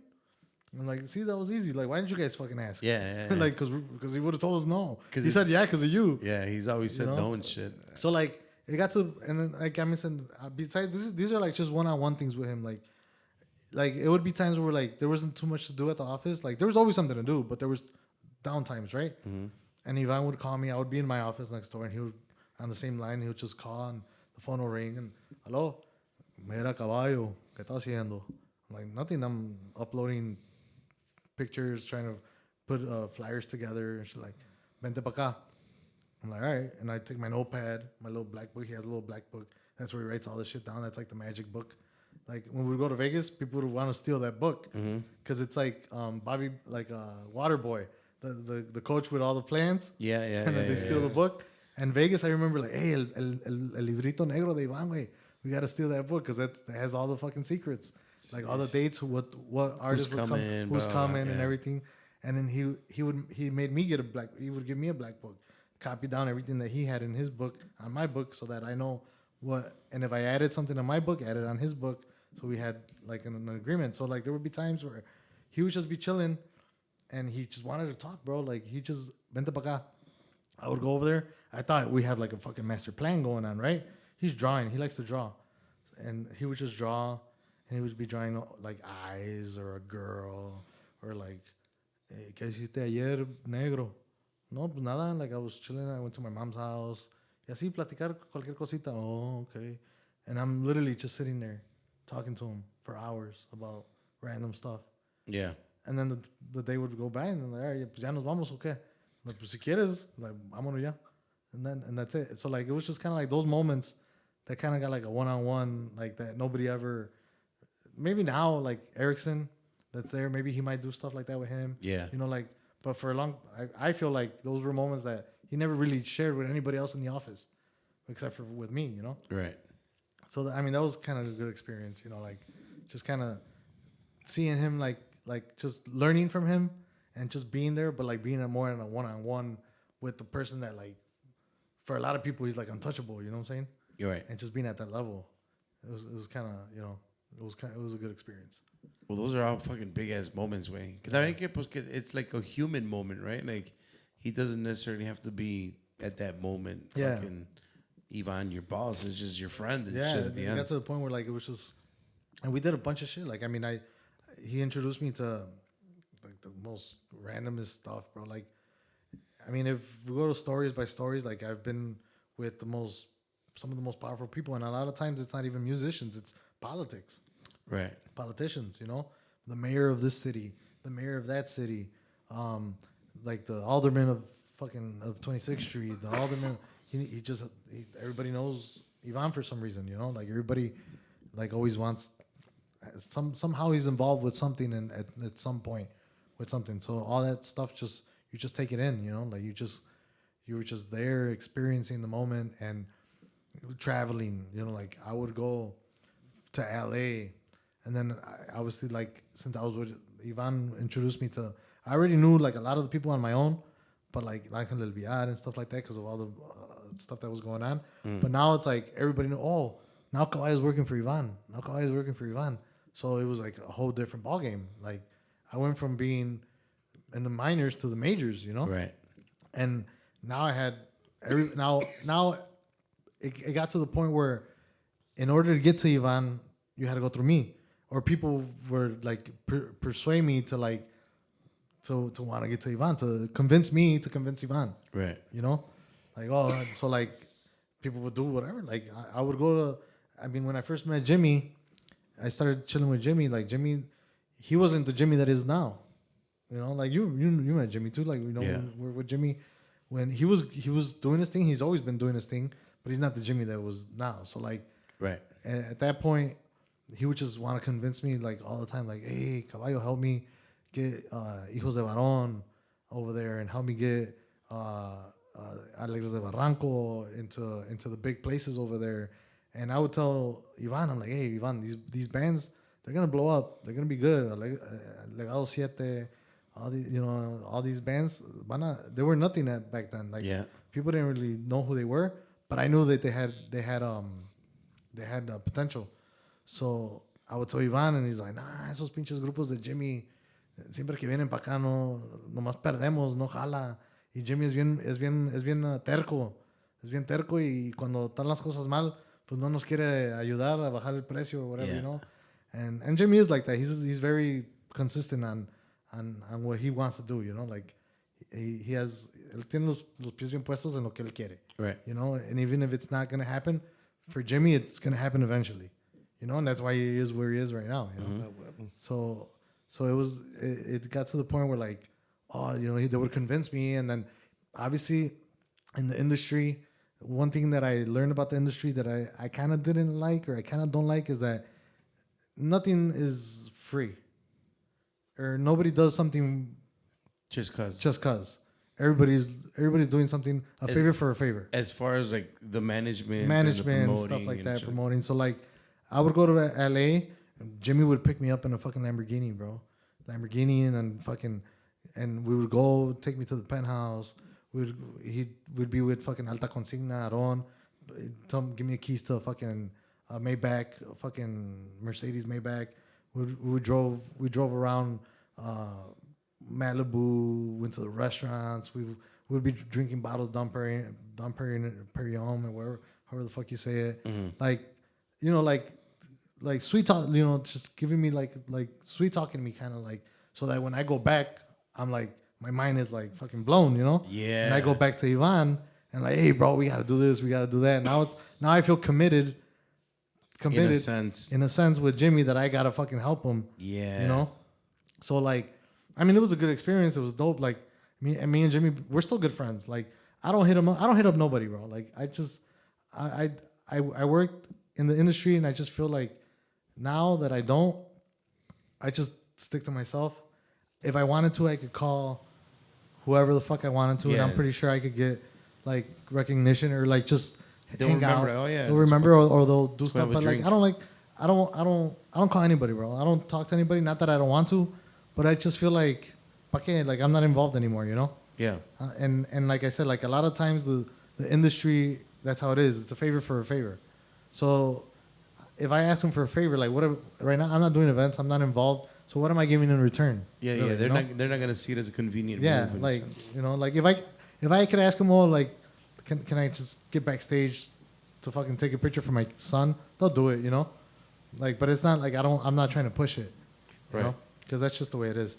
But man, like, go ahead. Like experiences in that sense, bro. Like, name it. I've experienced it, bro. Like everything, like private parties, like fucking penthouse parties in Vegas at the fucking Playboy Suite, like and I'm talking about everybody, not just Jimmy. Like I would get invited from guys from like La Banda Limon or the Ortiz brothers and all them. I would get invited from like I was at a club with Los Cuates de Sinaloa before one time. We would just go to like Inquietos, like with Tucanes, like just privadas, güey. Privadas que son privadas, güey. Sí. Like not privadas like here in Chicago, like privadas. like allá, that's why I also think like California and Chicago, you can't compare it. We can't compare California and Chicago, dude. The party scene? The party scene and the money. Okay. The money, dude. Like, aquí hay gente con dinero. Yo no voy a decir que no hay gente con dinero. Pero allá hay gente con dinero en otro pinche nivel, güey. Like, aquí, what we consider a baller is like a guy contrata a secta, vanguardia for a privada or in a bodega, you know, like, just like a privada. Like, Yeah, yeah. you know? Para los Randomly, compas nada más. randomly, yeah, para los compas, pero be secta, vanguardia, Cabros. cabros. Yeah. So, and that's already baller style, you know? Allá, a privada is Roberto Tapia, fucking Los Buitres, Nuevos Rebeldes, all of them in one privada. Like, I'm talking about like 5-6 guys, 5-6 artists, all of them charging 20 grand, 30 grand. So, like, a privada, a guy will spend 100 grand just on groups. A couple of hundred. On a privada. Yeah. Not a baile. Like, he's not making any money. He's not doing it for business. He's He just just wants doing to it have fun. because he wants to fucking have fun. You know, like, and guys like those, they spend money like that. Like, David Diaz, one of my good friends, shout out to David. Like, it's the same thing, dude. Like, he would tell me, I would chill with him all the time. He would be with Septima. He would manage Septima and Nuevos Rebeldes. Oh, yeah. David Diaz. David yeah, Diaz, dude. He would, and Mario, they would always, David, I would go to LA. They would pick me up también del aeropuerto, take me wherever the hell I want. He's like, yeah, I got 3 privadas today. You know, a slow week with Nuevos Rebeldes, 3 privadas. I'm like, damn, 3 privadas, yeah. And like, and I went to him with them, and it was the same thing. Like I said, una privada con Nuevos Rebeldes at a mechanic shop, a diesel mechanic shop. Oh, shit. But you're talking about, nomás le cobré 30 grand. Oh, nomás le cobré 30 grand. Yeah, they're going to play 2 hours. 30 grand. And that's it. And that's like a normal thing in LA. Yeah, that doesn't raise too many eyebrows and No, shit. that's just like, okay, that's normal. Aquí, I've been to Piruadas here. I think, I mean, I don't know if I should mention his name or not, but maybe I shouldn't. But We're all for it, bro. well, I mean, I'm good friends with him. The only one that would do privadas over here was probably El Chino. El Chino, like he brought Alegres de Barranco. I think he paid him like 30 grand to do a privada. Oh, okay. You know, like guys like him, El Chino Chicago. Back in the day, my guy Lacho, like, pero son contados, you know, and you know who these guys are, you know, like, pero allá hay como 100 Lachos, güey. Yeah. Hay como 100 Chinos, güey. Like, over there, everybody's fucking balling, bro. Like, everybody is throwing fucking money like nothing, dude. Sheesh. I would go to privadas where I couldn't even take my phone. Like, they would take your phone at the Put it in a basket put it in or a basket in the beginning of the event. As soon as you walk in, and you can't talk about it. Whatever happens here happens here. Like, obviously, there's gonna be all kinds of narcotics, all kinds of women, all kinds of whatever you want. Fucking puras Kinds of good botellas de stuff. 1942. Mm-hmm. Like, you know, like Larry Hernandez fucking being one of the fucking main in privadas, like not bailes, privadas. Yeah. Privadas. The same thing in Vegas. A couple of parties at the Playboy Suite. At a couple, I did another privada with. Back in the day, they were kind of hot with Omar Ruiz. Oh, yeah. Then Omar Ruiz with that other group, Fuerza de Tijuana. Yep. The guys that they did a privada in one of the suites downtown, and same thing. We couldn't have your phone, couldn't record anything. If you got caught recording, you got kicked out. You probably got your ass beat. Damn. Yeah, like shit like that, dude. I mean, all those experiences, they were crazy. Like I said, sometimes some of the stuff just, you know, it's meant not to be shared. You know, so Right. like, and sometimes you know little things like that you could mention, but man, it was crazy. Like to the point where like I feel like that's why I said in the beginning like I lived a lot in a short time period Pretty of time. fast, yeah. Güey. Pretty fast. So like nothing really ya no me llama la atención muchas cosas because Yeah. a lot of people that haven't experienced that, like I see the young guys or even people my age that never experienced those things that wanna do that. They still wanna live or they still wanna like pursue a dream to like drive cars and have like Ferraris and Lamborghinis and this and that. And like once you kind of do all that, and you're in that, it's just kind of like it's normal. Like it's not really that big of a deal, Yeah. you know. And sometimes you kind of like you don't really. I don't know. I got to the point where like I just kind of like ya no me llamó la atención. It didn't fill you. You know, te dio como not even like a No. satisfaction. Like even now, like people invite me to like a party like that, and honestly, like I don't know. You get older, dude. Like, and I think other things are more important in life. My kids, my mom, my family. You know, my dad passed away, so now I try to do as much as I can with my mom. Correct. You know, like now instead of going on trips to party, like I take my mom everywhere, dude. I took my mom to Miami. I'm taking my mom to Vegas next week. She's never been to any of this stuff. I took her on a cruise. Went to Haiti. Like, Nice. and my kids too. My kids are going with me to Vegas next week. Okay. But ahora voy en otro plan, you know. Like I don't go to Sí, the whole sí, sí, party scene. totalmente. Yeah. Now it's a family experience. It's more like a family. Take my kids I took my kids to Miami. I've taken them to LA. We go to Mexico all the time, to the beach. I stay at the beach Yeah. nonstop. Like, you know, if I have to be somewhere, I'm gonna be at the beach. Anyway, asking you a little bit on the whole Jimmy part. Were you at the end of the day, after he buttered you up and whatnot? Were you the guy that brought him in to the Chicago? Because I in my mind remember that it was, which I think pretty is a much. huge fucking thing, way. I think, yeah, pretty much. Like he did stuff with you, like when you guys did all that stuff, but like, yeah, like mainstream. No, the mainstream. The mainstream, Yeah, yeah. bro. Like I literally, honestly, like, I mean, obviously, like, I'm not gonna take full credit because he's an amazing person. And his ideas are great. He hasn't only conquered Chicago; he's conquered the whole fucking He's nation. got a whole fucking genre. He has a whole, He a made whole a whole nation. genre, yeah. But aquí en Chicago, I no por levantarme el cuello, and I'm not gonna say that it's because of me, but I think I had a lot to do with it. Yeah. I had a lot to do with it to convince Ivan to spring, because we had To fucking give him a shot. to give him a right? shot. We had horrible events, dude. You guys and Alex talked about Legado Siete, I think at Martini. The Martini one, yeah. We had 30 fucking people with Legado. And then Jimmy tried doing the Invasión del Corrido. Remember that? That was a failure at, too. at the Aragon. And at Herradura, and at Aragon. You're right. Like 200 people. Like dead. With Remy. Yep. Remy, no Rebeldes. Rebeldes. Hijos. It took him forever. And then that's why Ivan didn't even want. Ivan me decía, no, quítate con tu pinche Jimmy. Yeah. Quítate con tu Jimmy. But I felt like I kind of owed him because every time he would treat me good. Yeah, honestly, yeah. these shoes here, he bought them for me. There you go. These Gucci's, he bought me these shoes. This is his too. Jimmy Oh, bro, he fucking gave the me shirt too, bro. Fucking no, this thing, we were in Vegas and he was wearing his Rolex and then he had this thing and I'm like, well, Jimmy, ¿qué chingados es eso, güey? He's like, you like it? He took it off. He's like, put it on. He's like, yeah, you can have it.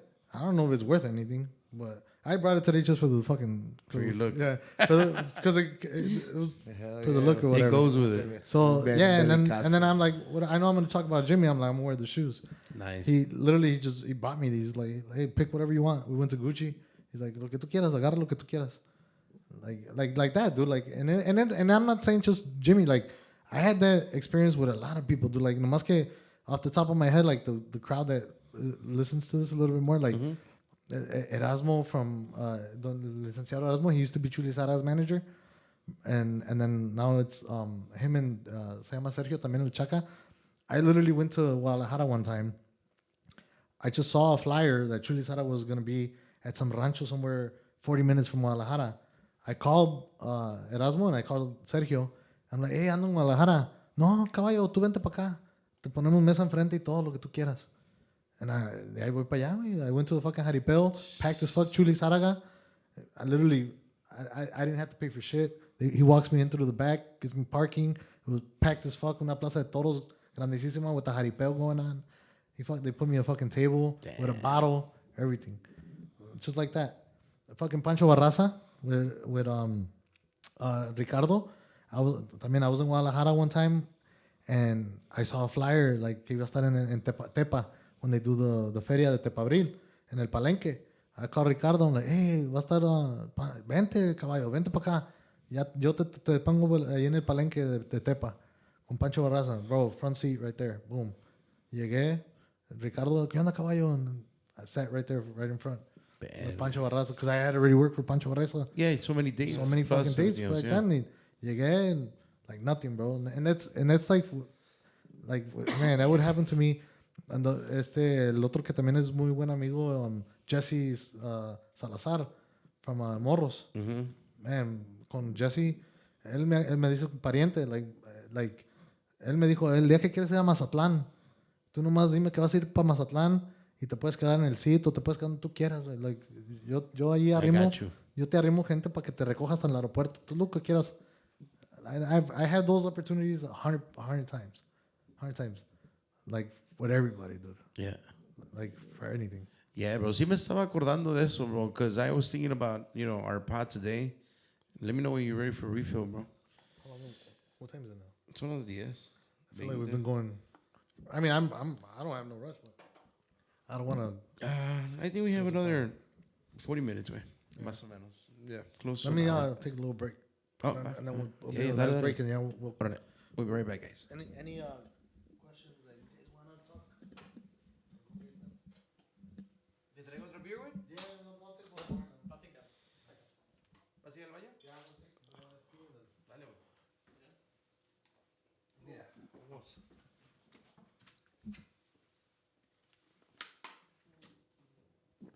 Thank you, sir. Yeah, I'll take one. Fuck it. Fucking talking like a motherfucker.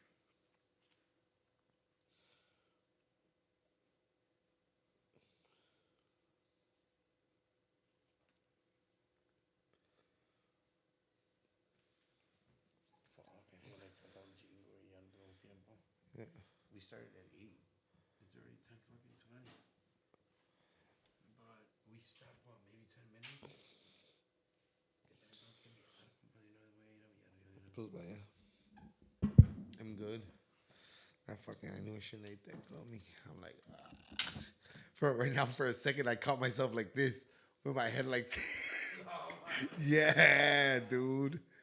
Fuck you, comps. I knew I shouldn't have ate that shit.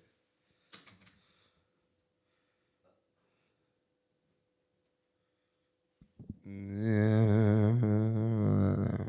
Fuck you.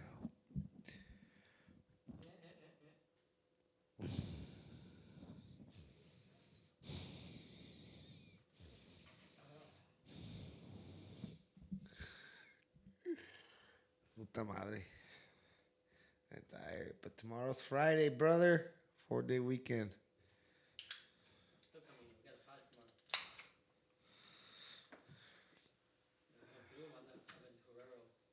Oh, nice. I'd like to see them. I know I've been seeing a few videos of them, and I like that style. Fucking techno on that type of vibes, right? Yeah. They're badass. We have them tomorrow. They're badass. They're badass. Any plans for the 4th? Probably just chill at the house. Go in the pool with the kids. Make a discada. A little tranqui. This guy, that sounds fire. Oh, yeah. Let's just go.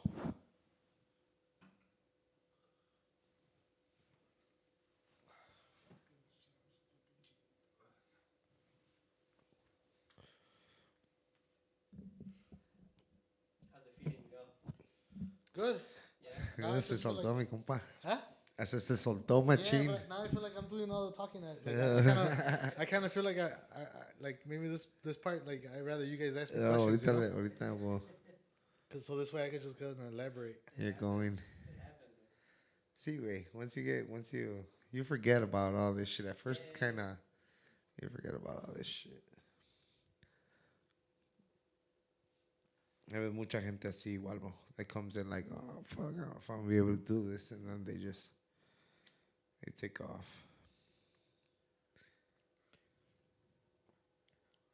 Yeah, so like I'm like fucking.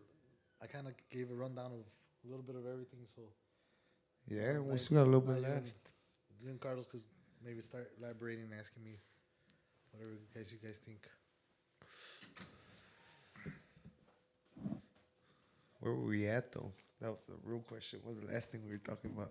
Oh yeah, that's why I mentioned it before I left last time. Clap. 1, 2, 3. 5, 4, 3, 2, 1. Fish Gish? You're still recording already? What were we talking about? 5, 4, 3. We were finishing up, the whole Jimmy thing, and Yeah. oh, you were in Mexico, Pacho Raza, Oh, yeah. So it's just and we're back. you kind of like you get into all these involved so much in the industry with so many people that you kind of get lost in it, bro.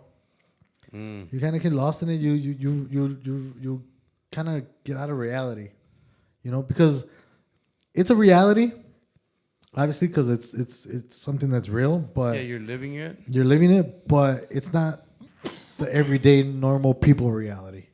Correct. It's not the everyday normal people reality. So like, I still have family that obviously like they're not normal people. So like, I'm over here doing all this shit with a bunch of fucking celebrities, with a bunch of people with a lot of money and making money and at high end hotels and high end restaurants, and then you come back home, and like you're like with your family or cousins or relatives, and they're just, to them it's like, oh, I just came from work and I work my regular job and I just do regular shit, Right. and it's like, but then it's like, fuck, like you miss out on that, like you're over there doing that, and it's like, okay, in your mind, está todo bien perrón, güey, but then you realize how important it is, like, just to go to a carne asada, güey, like with regular people. But how long do you feel it took you to like realize that way, or not realize it, because it's not a realization in a way. It's just more of a, when you figure it out, like, oh fuck, I missed, the normal life. Por decir. I don't really smoke, but Yeah, that one's gonna be good for you. but I'm like, yeah, I'll take a little hit. With me, Like being in the business. ¿Cuántos años cuando dijiste, nah, güey, como que este pedo ya no me gustó? you know what? It was obviously the COVID hit, and then we took that break. Like, no podía hacer bailes, and then my dad passed away right before COVID, and I went into the transition of opening up Culichi Town. Oh shit, that's right. Okay. I opened up Culichi Town, and that was through the same thing, through meeting people that I met in the industry. Right. I met Misael Guerrero, which is like the founder of Culichi Town, the main chef, through Ariel Rivas. You know Ariel? Ariel Rivas, he used to be Mimoso's manager and Tamarindo Norteño. You know Ariel. Okay. At one point, he was Jenny's manager, Jenny Rivera's. And we were one time in Vegas, and I was already working for Ivan, obviously. And he comes up to me, he's like, oye, ¿has escuchado de acá en California está pegando bien chingón un restaurante que se llama Culichi Town? Y Ángel El Villar acaba de comprar uno. He started investing, which people thought that Ángel El Villar was the creator of Culichi Town. Yeah, I Yeah, think I back remember then. that. Yeah. I'm good now. Don't give me no more. So a lot of people thought Ángel was the main guy. He thought the Records opened Culichi Town or whatever, But no, he actually did what I did. He invested in and bought the franchise or whatever. Right. But llamó la atención because he had the money to put the marketing for it too as well, And, Yeah. and then he had the artist. So when he did a grand opening, he had Gerardo, he had Regulo there, he had Lenny Ramirez there. What was the girl that he had? Guzman? Nena? Nena Guzman. He had all them people there at his grand opening. So obviously he had the media. He had fucking Univision, Telemundo. He had everybody there at the grand opening at the Culichi Town in LA. But antes de ese, ya había Culichi Towns, que eran de Misael. I think he had 3 that were his own. So it didn't really like jump into the social media and like in the media until Ángel invested into it as well. Did he already have the 3 before Yeah. Angel, or so it was already doing good. O No, sea, he it was already a good like business. Culichitan was doing good. Yeah, but that definitely had to have helped. But that helped. Yeah, big time.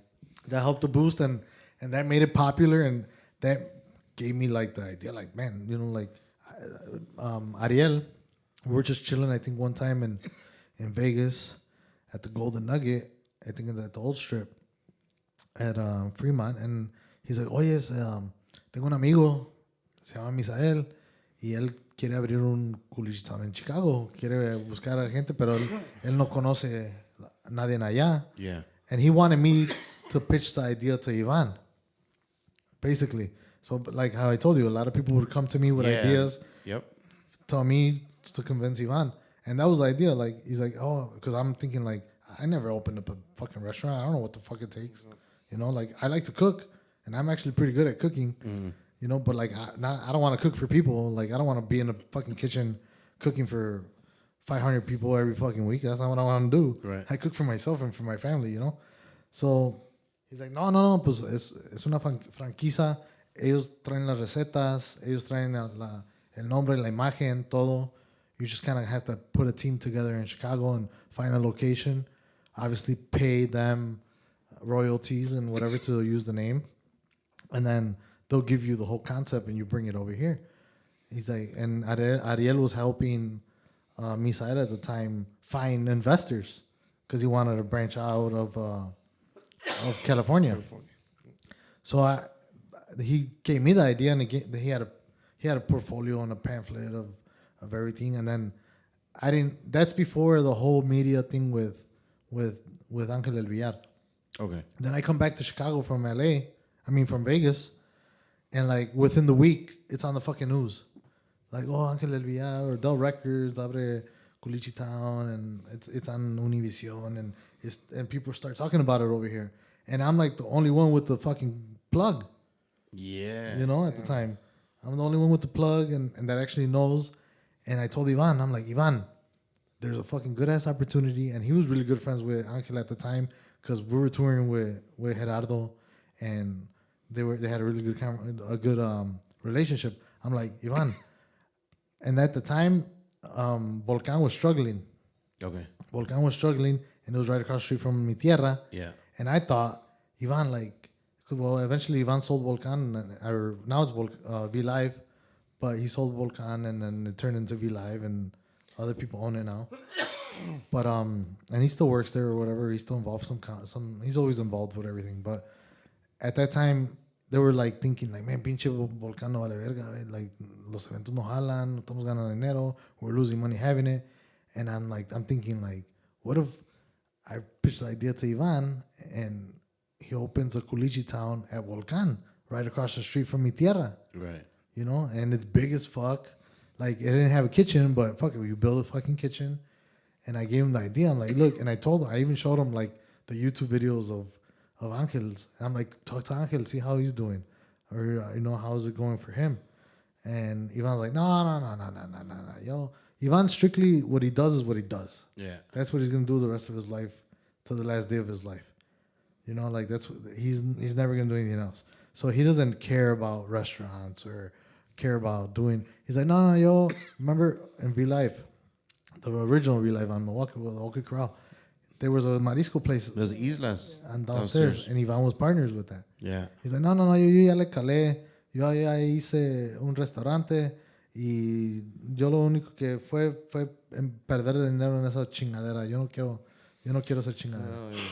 So then, but then I talked to Angel El Villar, and him talked about it, and he was kind of convincing him a little bit to the point where me and Ariel Rivas actually went to Volcan with Ivan, and we were actually planning out the blueprint, the layout of, like, oh, look, if we do Culichitan right here, Volcan, the one on 26th Street, or whatever, we live now. Oh, aquí puede ser la cocina, aquí hacemos esto, y hay suficiente, un chingo de mesas, la banda puede tocar aquí, everything. And it's just kind of like, he just, no matter how much, like, we tried, and then it's not his thing. Yeah, you know? like, nah. He's like, nah.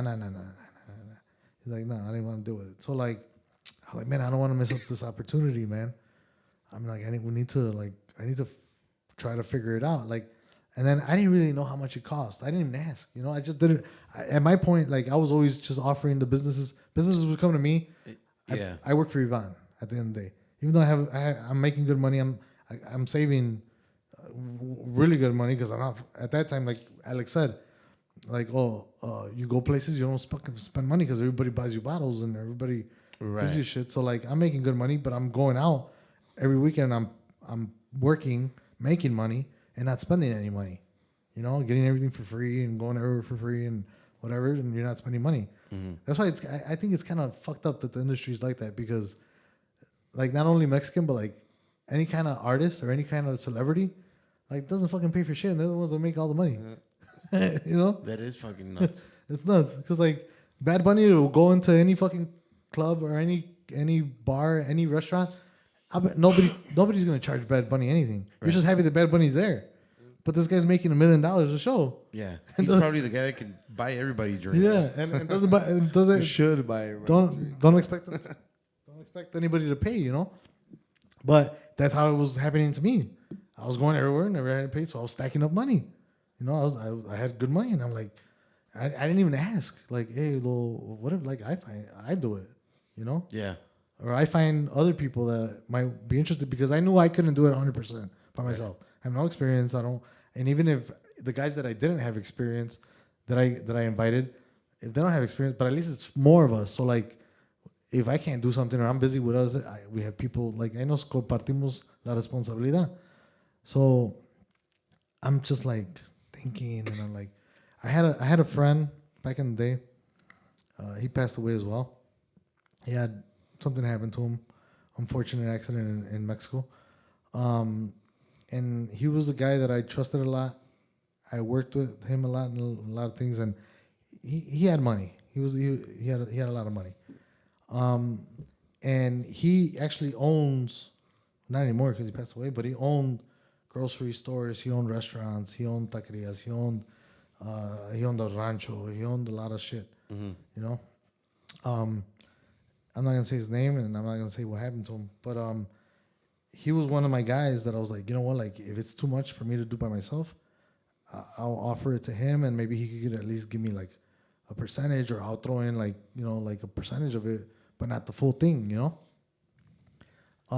But then I was like, back to the like, do a favor for a favor. I'm like, man, si me comprometo yo con él, I know the kind of person he is and what he's involved with. I don't want to like put myself in that situation where I brought you this business and I made you lose money. So now it's like on you and on shit. me and shit. You know what I'm saying? So I'm like, fuck.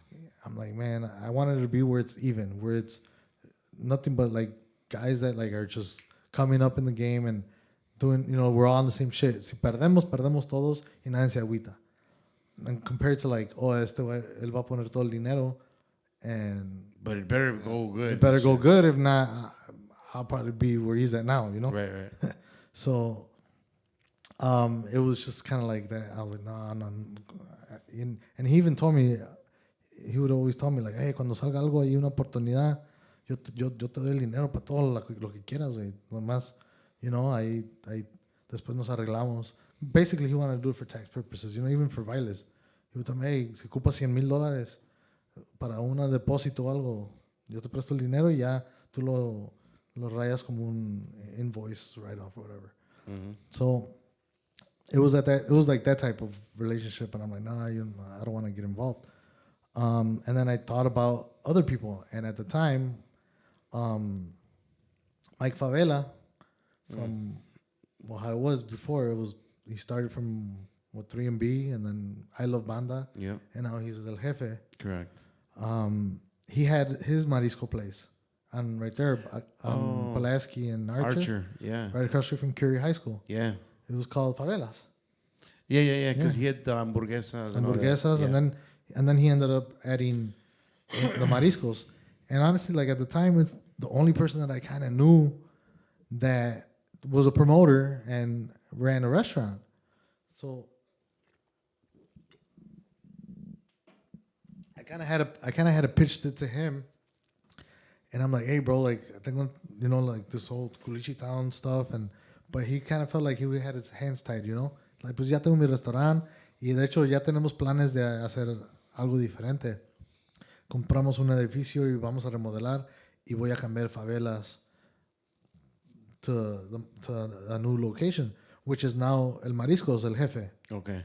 But obviously he changed the name, so that's Mike Favela as well, you know? Yeah. So, he said, no, yo ya tengo otro proyecto, ya no voy a estar aquí, compré un building y quiero hacer allá, pero ya tengo planes like, I already have my idea, you know?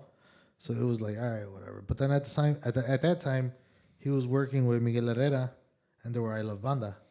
Oh, yeah. They were I Love Banda. And one of those times, like, Miguel was at the office, and I had already pitched the idea to Favela, and I guess Miguel kind of overheard or something, and then I started talking to him about it. And since Favela had already told me no, Miguel was like, he had already heard of the idea, and I guess him and Beto, my other partner at Samudio for Culichi Town, him and Beto had already talked about it, and that they already kind of had like they already seen it on TV, and they already had kind of like the idea. Ya le tenían ganas. Ya le tenían ganas. Yeah. Obviously, like eventually they probably would have looked into it and found the contact. Right. But at the moment, I had the contact, you know. And then he's like, oh yes, te oí hablar de. He told me te oí hablar del Culichi Town. ¿Y qué pedo con eso? And yeah, I started explaining to him. He's like, oh, hey, güey, a mí me interesa, güey. Hay que hacerlo, güey. And then he's like, y tengo a Beto, and I've known Beto for years from La Charreria too. From the charreadas. And then from Merenderos. Yeah, Because he used to work with Marta, and he would. He had the tequila Don Ramon. Tequila Don Ramon, Tequila 3G or some shit. Yeah. And he started working with Nacimiento, I think, at first. Tequila Nacimiento. Oh, which shit. is one of my good friends, Hector, too. I know Hector. Yeah, he's a good guy, man. And that's how I knew Beto from before. So they just came to the office one time, and I'm like, well, yeah. By that time, I had the price, how much it cost to buy the franchise, how much this and that. We just had to find a location. We didn't know where to do it, and they were down. They're like, oh, pues sí, yo meto, güey, like los tres, you know. But like, pero dónde, güey? Pues no sé. I mean, what could be a good spot? We got to find a place. And rent it, and then we're gonna have to apply for a liquor license. We're gonna have to do all this, do all that. I don't know how. I don't know if it was Miguel or Beto, but I think it was Miguel. They were doing events at Club 64. Okay. Because Club 64 is Culichi Town now. Yeah. So El Gusanito. They were doing events. I think I Love Banda was doing events at Club 64, and I guess Miguel talked to Louis or Alex, maybe The Corona Brothers. Yeah, the Corona Brothers, and it came to the point where I guess 64 wasn't doing as good anymore. Mm-hmm. You know, like it was just kind of like then they turned it into La Coronita, which was like a marisco. So, oh fuck, you're right. Yeah, so they had already had the marisco thing con el gallo, el compa gallo. They had the marisco thing going on, and I guess, and then, but at the same time, Louis had a whole bunch of shit because he had Alejandra's already. Yep. And he's always had Alejandra's. Then he had the nightclub downtown. Time, but the other one, that was like by the parking lot. Hearts? No. It was like a salsa nights and stuff. What was the name of it? It was by the parking lot on where the L train, where all the clubs are at, right there, like by Sambar or whatever, like down the street by. God damn, bro, I don't know. Patron, Patron. Oh, a Patron Hacienda. Patron Hacienda. You're right, bro. Yeah. So I forgot about that. He had all shit that too. going on. Yeah. Louis had all that going on. He had like 3-4 restaurants going at the same time with his brother. That Patron Hacienda was badass, way. He would take music there, like, he started like once a month or something. Yeah. And he would do like salsa nights también. Yeah. And stuff like that. I forgot about fucking that place, bro. Yeah, Patron Hacienda. So somehow it came about that like he told us like, hey, you know, like if you guys want to take over the lease, I'll help you guys out. We'll partner up if you want somehow. Like I'm willing to give up What I'm doing. Club 64. Yeah. You know, because like I got Alejandra's, and I think and if you guys want to work something out, maybe a partnership or something, like this way I could still kind of like have something going on. And next thing you know, he hooked us up with the spot. Damn. I mean, al último it didn't work out with Louis. I mean, I have nothing against him. I don't think there's any bad blood between us.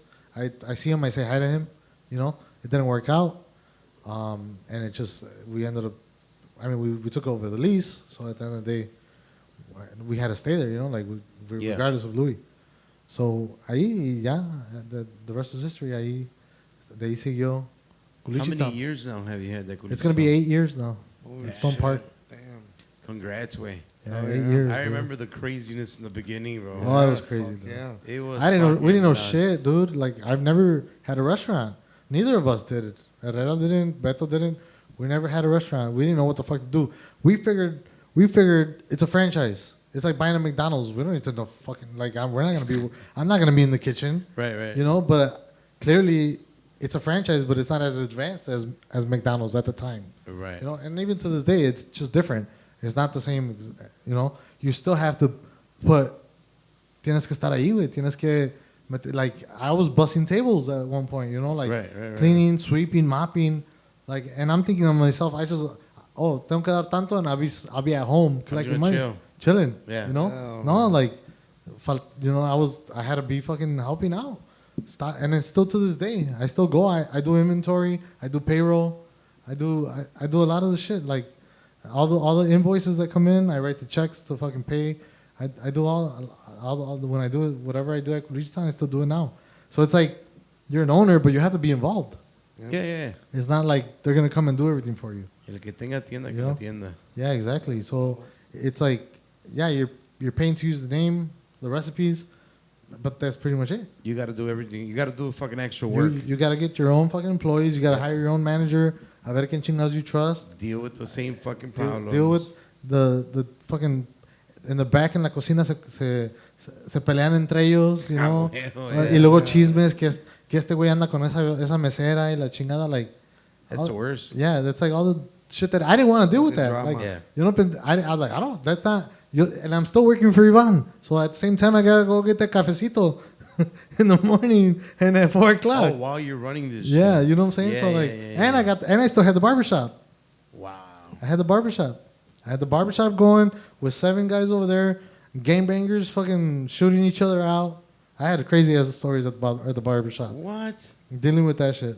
Because we're like in the middle of territory. Fucking turf wars. So, I mean, they're pretty cool now with each other, but they're never going to be cool with each other, regardless. But at least there's not that much drama, I think, right now. I don't know. But I'm in the middle of, basically, it's Spanish Vice Lords and Kings. And it's the same fucking neighborhood. They're just divided by 106. Or like, And Avenue you're- O. Oh, okay. And I'm like right there. You're right at the fucking middle. So it's like, I either have, and I had to be at the point where I had to schedule them. Like, oh, the Vice Lords come one day, the Kings come another day. Because For real? I've had encounters, dude. Oh my God, dude, crazy. You know, like, I consider myself a family establishment. Like, I have little kids that come here, bro. Pero I can't control when they come in the door. It's like McDonald's. Like, gamers go to McDonald's too and buy fucking Big Macs. Right. They come in and get a haircut. So, like, a veces tenía señoras with their kids and entran 4 kings looking like kings. And then fucking all of a sudden some Vice Lords came in too with fucking LV, Louis Vuitton right here on their neck. Yes. Like, and they're just staring at each other, ready to have a fucking throwdown. And the señora's right And there. the señoras right there, kids right there. And I'm over here cutting hair like, Holy like shit. scared as fuck. Like, but then they're all my friends. Because I'm cool with all of them. Like, I can't be cool with I'm their barber. Shaking up with Yeah. all of them. So like I'm like, so it was a sense of respect, but then it only could be so much because the tension Tension is high, man. is crazy. But like I would literally have times where like I can't be friends with one and not be friends with the other. You know, like Right. your customers. So like to me, I feel comfortable around them cuando están nomás solos. I have some of my best friends right now are vice lords and kings, and I still cut their hair. But now, since I'm mobile, and I have the mobile, now I'm mobile merch, I go to their house, so that nobody's gonna fuck with them at their house. You know, Right. I don't have to deal with a vice lord's gonna walk in Yeah, while I'm yeah. cutting king's hair. You know, but shit like that, man, it would get crazy. Yeah. Them barbershops get wild, Oh, man. yeah. That's the fucking Anyway, y al último entonces with the Viva era, fucking pandemic comes through. Yeah, but I already had it in my mind that I wanted to quit. Okay. And Ivan knew that, but I never told him directly. And he would always give me a shit about it. Like, caballo, ¿por qué está diciendo la gente que te vas a ir y que ya no quieres trabajar? Si ya no quieres trabajar, dime. And I didn't want to tell him because I wasn't ready. You know, I wasn't ready. Because I quit before COVID, like a couple months before. Okay. Like, my dad passed away in February. And I think right after my dad passed away February 2019. And maybe like a month or two after he passed is when I decided just to cut it. And then after that, 2020, pegó COVID. Yeah, okay. So it was kind of like already prior to that. Pero ya COVID helped me deal with it because we couldn't do shit anyways. Yeah. So I got used to being by not doing events, you know, because at the same time I was still like, was this the right choice? He had offered me more money to stay. He didn't want me to leave. Yeah. There's a bunch of rumors about other shit that people talk, but they don't know. Nobody really knows the true story besides me and Ivan. What do you But- mean? Can you elaborate or no? Like rumors, like I mean, what am I gonna say? Like, people thought that I would steal money. You know, like, oh, how did he open up Culichi Town? okay. You know, like, how does he have horses? He has like 5 horses. He has a fucking 5-acre ranch. Because I still had all that, but Right. I had all that before I even started working with Ivan. Right. I had my barbershop before Ivan. I had my ranch before Ivan. I had cars. I drive Cadillacs. I got Cadillac tattooed on my chest. Hell yeah. I've always had Cadillacs since I have an old school. It's not a Cadillac. It's a Lincoln. The Lincoln Continental 1974. I keep it in my mom's garage. And the only reason my dad, I just came across that car, but my dad drove a Cadillac Fleetwood Okay. back in the 80s. Big boy. Big boy, like it was white. Caballo Blanco too, like that. White, and it was red interior. Big ass Cadillac. Nomás que I ran into this car, and then my stepfather, which I admire a lot too, because he's kind of like my dad. Like, I respected both men, and to this day, he drove a Lincoln Continental. Okay. The same exact, a different year, maybe like a 79 or something like that. And when I ran into this car, I was looking for a Cadillac, a Fleetwood, like an old school, like, or DeVille, like a 79 or something like that, you know? Like the one in Donnie Brasco. Yeah. But I was trying to see if I could get a white one. Couldn't find it. After I bought the Continental, because it's white, and after I bought the Continental, you know, Jorge Garcia. Not Jorge Garcia from Viva or Live Nation, but Jorge Garcia, the manager of Jesus Ojeda, Máximo Grado. Yeah. Like, maybe a couple months later, after I buy the Continental, he sends me a picture. He's like, hey, wait, tengo este El Dorado, or no sé qué chingos era. Or it was one of those big fucking Cadillacs, a white one with red interior. It was like a 78. Damn. And he's like, mi amigo lo tiene y ya no lo quiere. Nomás ofrécele lo que tú quieras. What? Y te lo tienes que traer de California para acá. And I'm like, man, I just bought this motherfucker, you know, like the Continental. And if it would have been because it's a Lincoln or the Cadillac, man, you know? Yeah. There were, back in the day, there were competition. But if you didn't have a Lincoln, you had a Cadillac. If you didn't have a Cadillac, you had a Lincoln. But I couldn't find it. And I bought this car, and I still have it to this day. But if it was for me, I mean, Lincoln, back in the day, those cars were like Continental. It's like the president's car. Right. You know, like that's where the fucking pick up the Luxury presidents. writing and that shit. And it was the Continental. Then the changed now the Cadillacs is what they ride in. But back in the 80s or 70s, all the presidents rode in the Continentals. Yeah. Because it was the suicide doors. Mine's not suicide doors, but the 66 is a suicide door. Those were dope. But then I got the car, and I've been having it since. So that's how people were. That was part of the rumor that you were getting all this shit. Yeah. So there was Verga. part of the rumor about like, oh, pues como tiene carros, tiene. I had a, I think no, I had the Cadillac, like a newer Cadillac. I had, I invested into culichi. I've always had jewelry. I don't wear a lot of. My brother wears fucking tons of jewelry. Yeah. De vez en cuando, cualquier cosilla, and then but Ivan never said that. This was people. Yeah. You know, oh, he's probably been stealing money or this. But Ivan, you just told him what, like, I just told to him get away, kind of shit. Yeah, I just told him like Ivan, I'm gonna dedicate. Me tengo que dedicar a Culichi Town and the barbershop because the barbershop, it was to the point where like I had too much going on that I didn't want it no more. Yeah. But I couldn't get rid of it because it was like that's where everything started. It all started from cutting hair and playing with La Era. Right. So like I just kind of felt like it was, and then it was really hard for me to get rid of it, or just to give it away to somebody. But it was getting hard. I couldn't do the barbershop. I couldn't do the restaurant. I couldn't do being assistant to Ivan 24/7 because it was 24/7, literally. Yeah. Like anytime Any day, any hour. Because I was salary, and then I work Monday to Friday at the office, Friday, Saturday, Sunday at events. Yeah. Sometimes it's Thursday.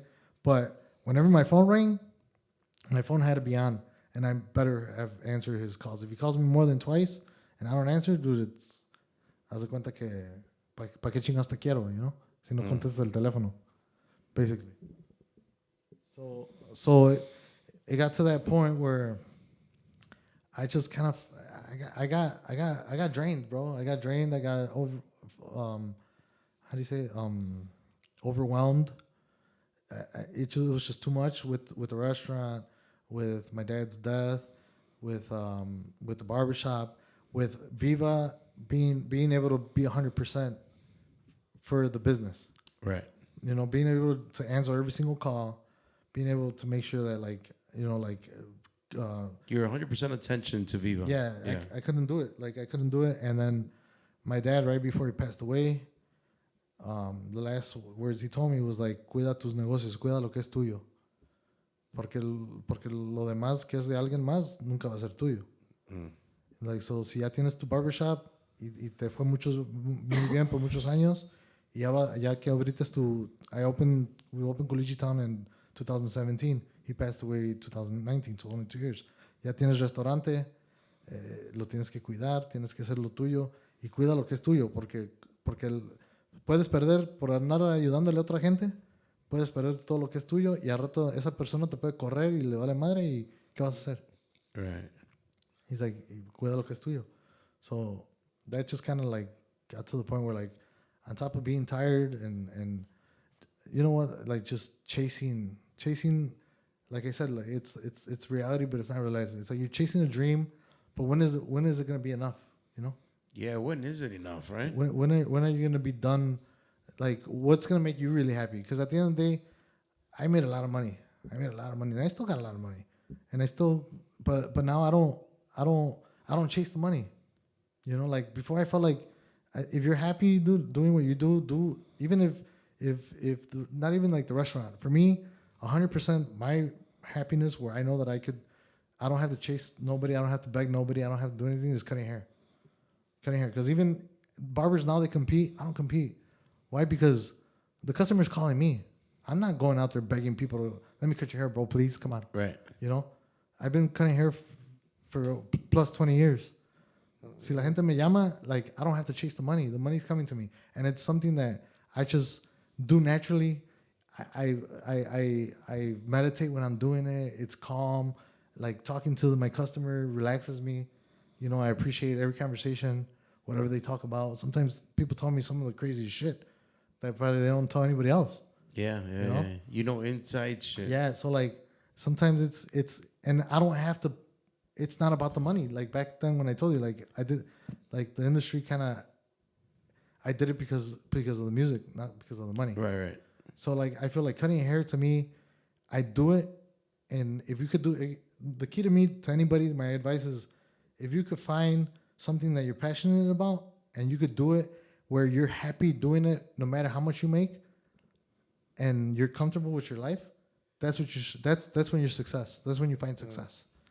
Because if you're working for something where you're chasing the money and it's like you just want to live to please other people or status, to show off, or to be like, oh, I want people to think this about me.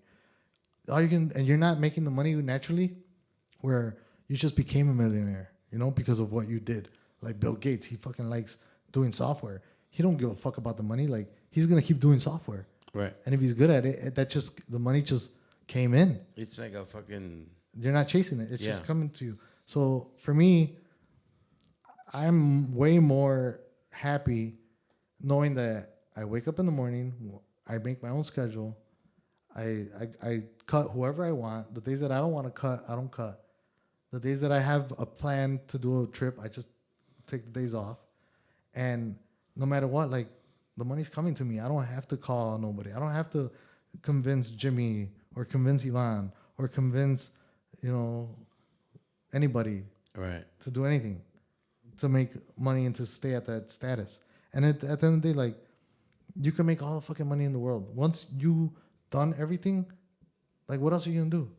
Like I said, like, I've made a lot of money, but I've not even having the money. I've experienced stuff that millionaires experience, being in private jets, driving Ferraris, driving Lamborghinis. Like I said, when does it come to an end? Right. Like, what's gonna make you really happy? Like, does that, like, I could drive a Bugatti. I like Cadillac. At the end of the day, I'm gonna buy a Cadillac. I have to buy a Cadillac. I don't care if I have $5 million to buy a Bugatti. Right now, I got a Cadillac, and it's top of the line, V Series. I'm happy with that. I don't need anything more than that. Right. That's what I like. So do I really need to be a millionaire? Do I really have to be chasing this money? I pay that car with what I've already made and what I do cutting hair. I live downtown. I had condos downtown. I did the rooftop pool, the beach, the everything. Walked to Michigan Avenue from my place. I mean, I enjoyed it, but like, in order to live the lifestyle, you have to chase the money. And sometimes when you chase the money, you do things that you shouldn't really do or that you don't want to do from the heart. And when you don't chase the money, you're doing it from the heart because you're doing what you love, and the money's just coming.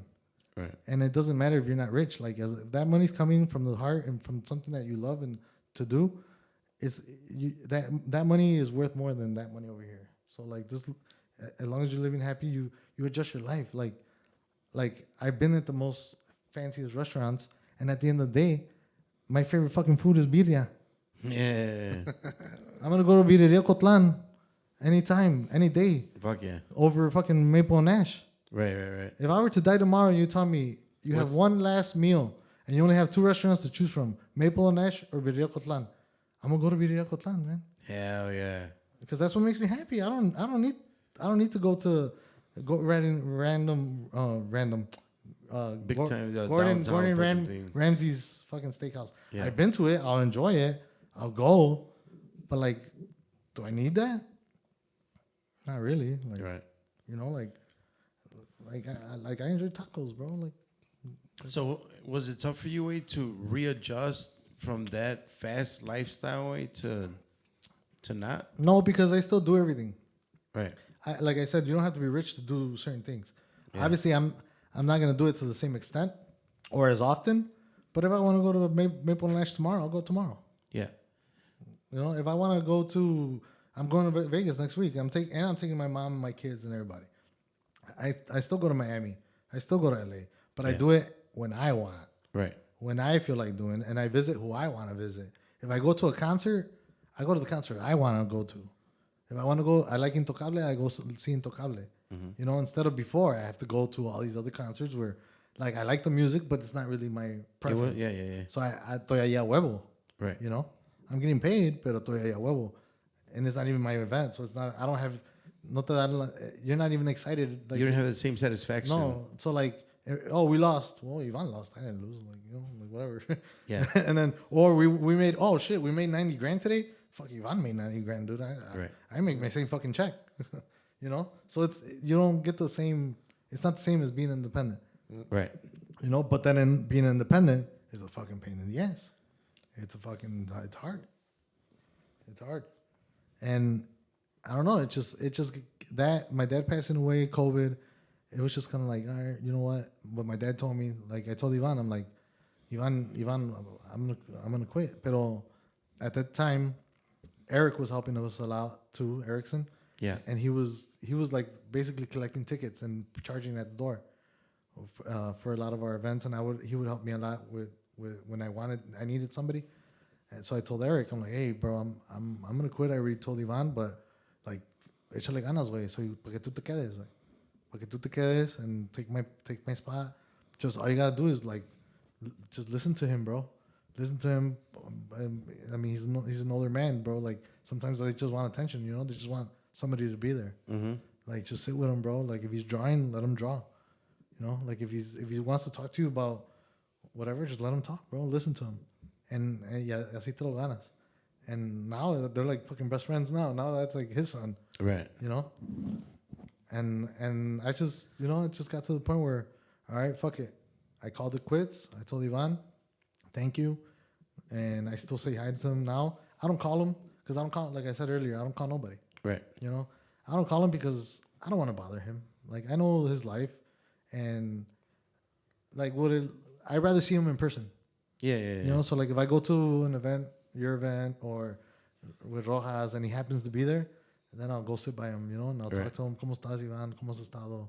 Because I know his phone is always off. Nonstop. Yeah. And I'm pretty sure if I call him, he'll answer. And he has answered because I have called him here and there. But, I mean, like I said, I feel like I at this moment I'm focused on the restaurant. I'm focused on cutting hair, and I don't have anything to offer to the music industry in return.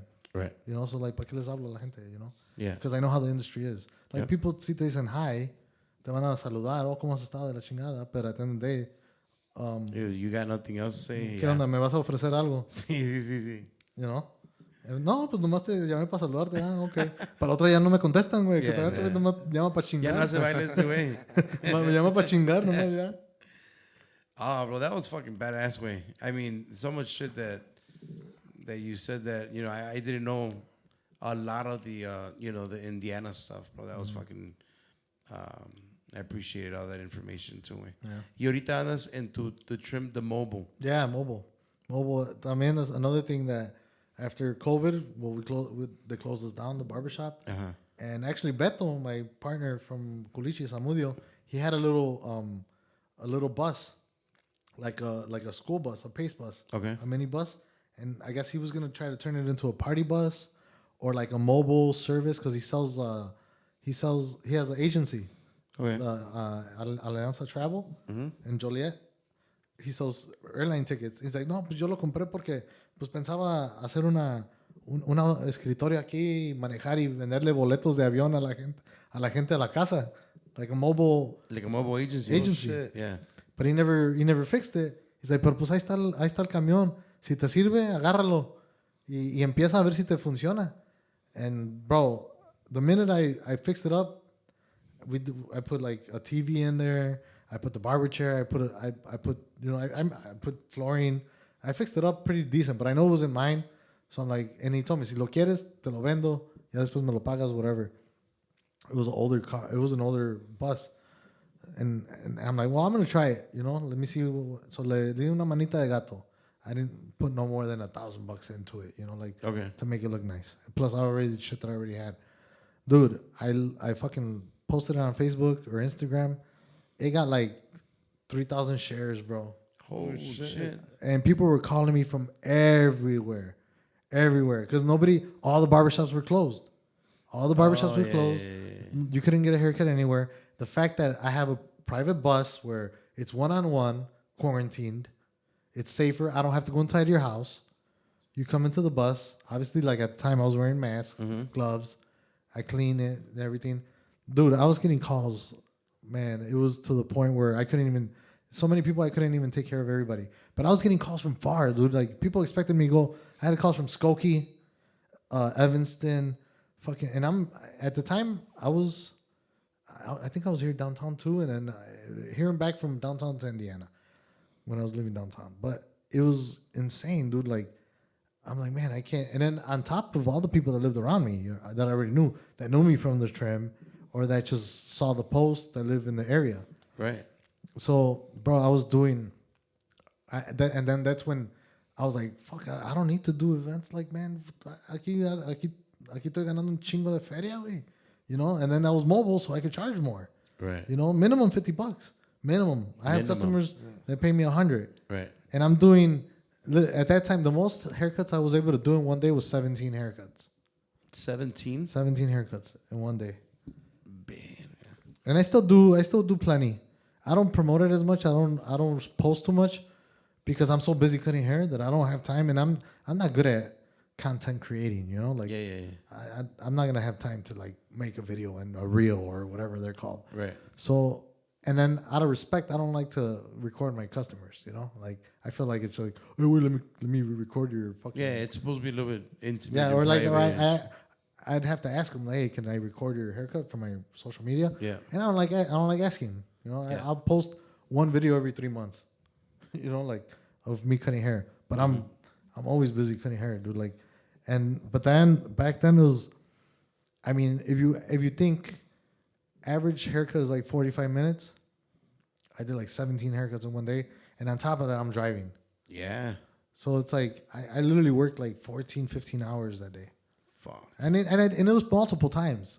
It wasn't only once, but like, man, and then $50 to $100. Ponle que 80, an average 75. Yeah. Depending on the distance and depending on the customer or whatever. So you're doing almost 20 haircuts a day, 15 haircuts a day, $75 a cut. Yeah. You know, $1,000 a day, dude. You know? Fucking, it's a no-brainer. Yep. You know, now like it slowed down, but I'm still fucking making decent. I still do 10 haircuts a day, 12. Sheesh. You know, in one day. So like people tell me like, oh, you know, like why would you quit making all this money with Ivan and all that? Why? Because it was stressful. Yeah. It was more stressful. I had to be on top of everything. I had to be negotiating with people. I had to convince people. Like I said, I felt like I was chasing money. And with over here, I don't chase money, bro. Like I wake up, get ready, get in my van and go cut hair. And go. They call me, I don't call them. Yeah. You know, I pick my days that I want to work, and it's a no brainer, bro. Like I love the music, I miss it and everything, but now I spend time with my kids. I'm off on the weekends. I'm home by 8:00. You have time. I have time. I go chill in the pool. I go to the fucking beach all fucking day. I couldn't do that stuff when I was with Ivan. Right. I was traveling. I was going to different places, but I wasn't enjoying the city. I wasn't you were enjoying working. because I would get to Denver Friday morning, go to the hotel, check in, go straight to the venue, talk to the people at the venue, throw the event, se acababa el evento, regresar a dormir al hotel, the next morning on a flight to fucking St. Louis, go to St. Louis. And then Erickson will tell you all that shit. Like he's doing that shit with the tour with the Duranguenses. Yeah. You go to 20 cities, and you don't even know what the fucking city looks like, because you don't go to the city. Straight to the fucking venue. Straight to the hotel, airport, hotel, venue, to the dormir, get to the flight next day. And that's how it is. And it was just kind of like draining, bro. It was like after a while, you just don't even want to go. You're like, dude, like. Oh, how was fucking Massachusetts? I don't know, bro. When did I go? I think I went on Thursday, bro. I don't know. Fuck yeah. How was Florida, bro? Bro, I didn't even. I wasn't nowhere near the beach, bro. Like I just got there, and flew right back. And that's what it was. Yeah. So everybody thinks different. Everybody thinks, oh, like you're with celebrities. Half the time they don't give a fuck that I'm right there. I have to talk to the managers. I mean, talking to the celebrity, I'm go back to fucking Gerardo, trying to explain to him. Yeah, and he has nothing to do with it. So like, you're talking to managers. Half the time you're not chilling with the celebrities, you're talking to the managers. Yeah. Half the time, you're not even enjoying the concert because you're at the box office counting fucking tickets or counting money, doing the spreadsheet, doing whatever, making sure everybody is doing what they're doing, and you didn't even look at the show. Who played? Yeah. I was at the show. I didn't even see the show. So it got to that point where like, man, like, if I could make a little bit of money from the restaurant, and now I know I'm making good money cutting hair, I'm happy with that, dude. 'Cause bro, That's what it sounds like, way. I'm happy, dude. I'm happy Hell with yeah. that. I'm ready to retire, dude. My idea. I'm not never gonna stop cutting hair. Right. But my goal is to move to Tulum in a couple of years. I'm gonna buy a condo in Tulum, Okay. and I want to 45. By the time I'm 45, I'm going to Tulum, live on the coast, and I'm gonna continue to cut hair in Tulum.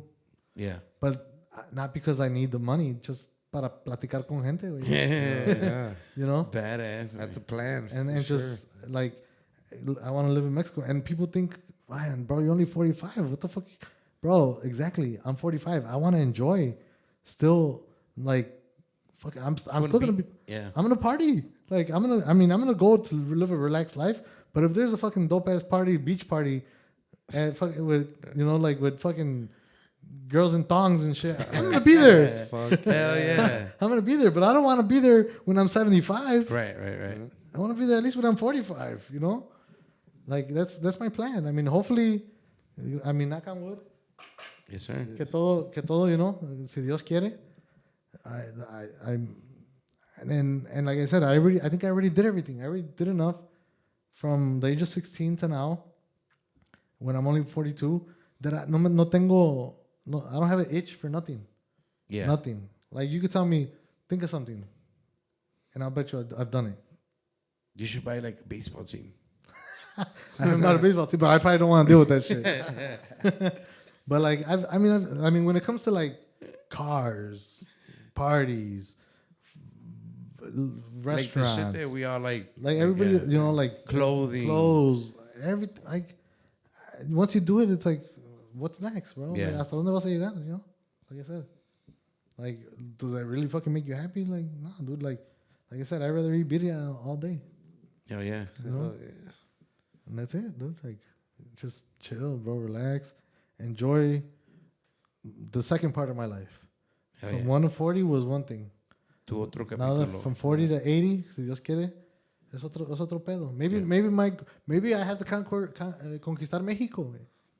Yeah, you never know. I don't know what's gonna happen Next over thing you know, we're gonna go to Tulum and he's gonna be the biggest fucking club owner. Hell there. yeah. And we're like, all right, fuck it with that guy. Hopefully, I'll be calling him. Maybe my journey Caballo, in the United States, I did everything that I had to do here. Yeah. Maybe now I got to do something in Mexico.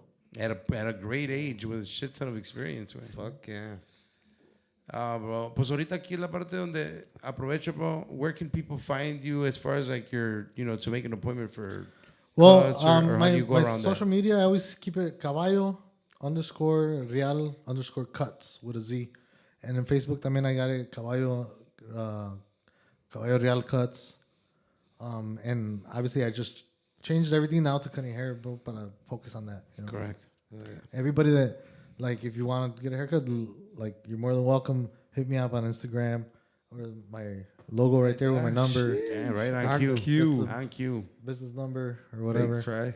De todos modos, we're gonna add it, guys, on the YouTube information. And like I said, I always try to make time. Like I stay busy, but if I get a couple new customers, a lo mejor mucha gente nomás porque a lot of times it's just because they want to say hi to me and they're like, oh, people think, oh, I'm getting my haircut by Caballo. Like it's kind of, Yeah. But the good thing that I love about cutting hair, that I cut all kinds of people that have no clue who the fuck I am. Right. They have no clue. You're not Caballo. This whole story, Yeah. that they don't know. They think I'm just a fucking barber. Miguel.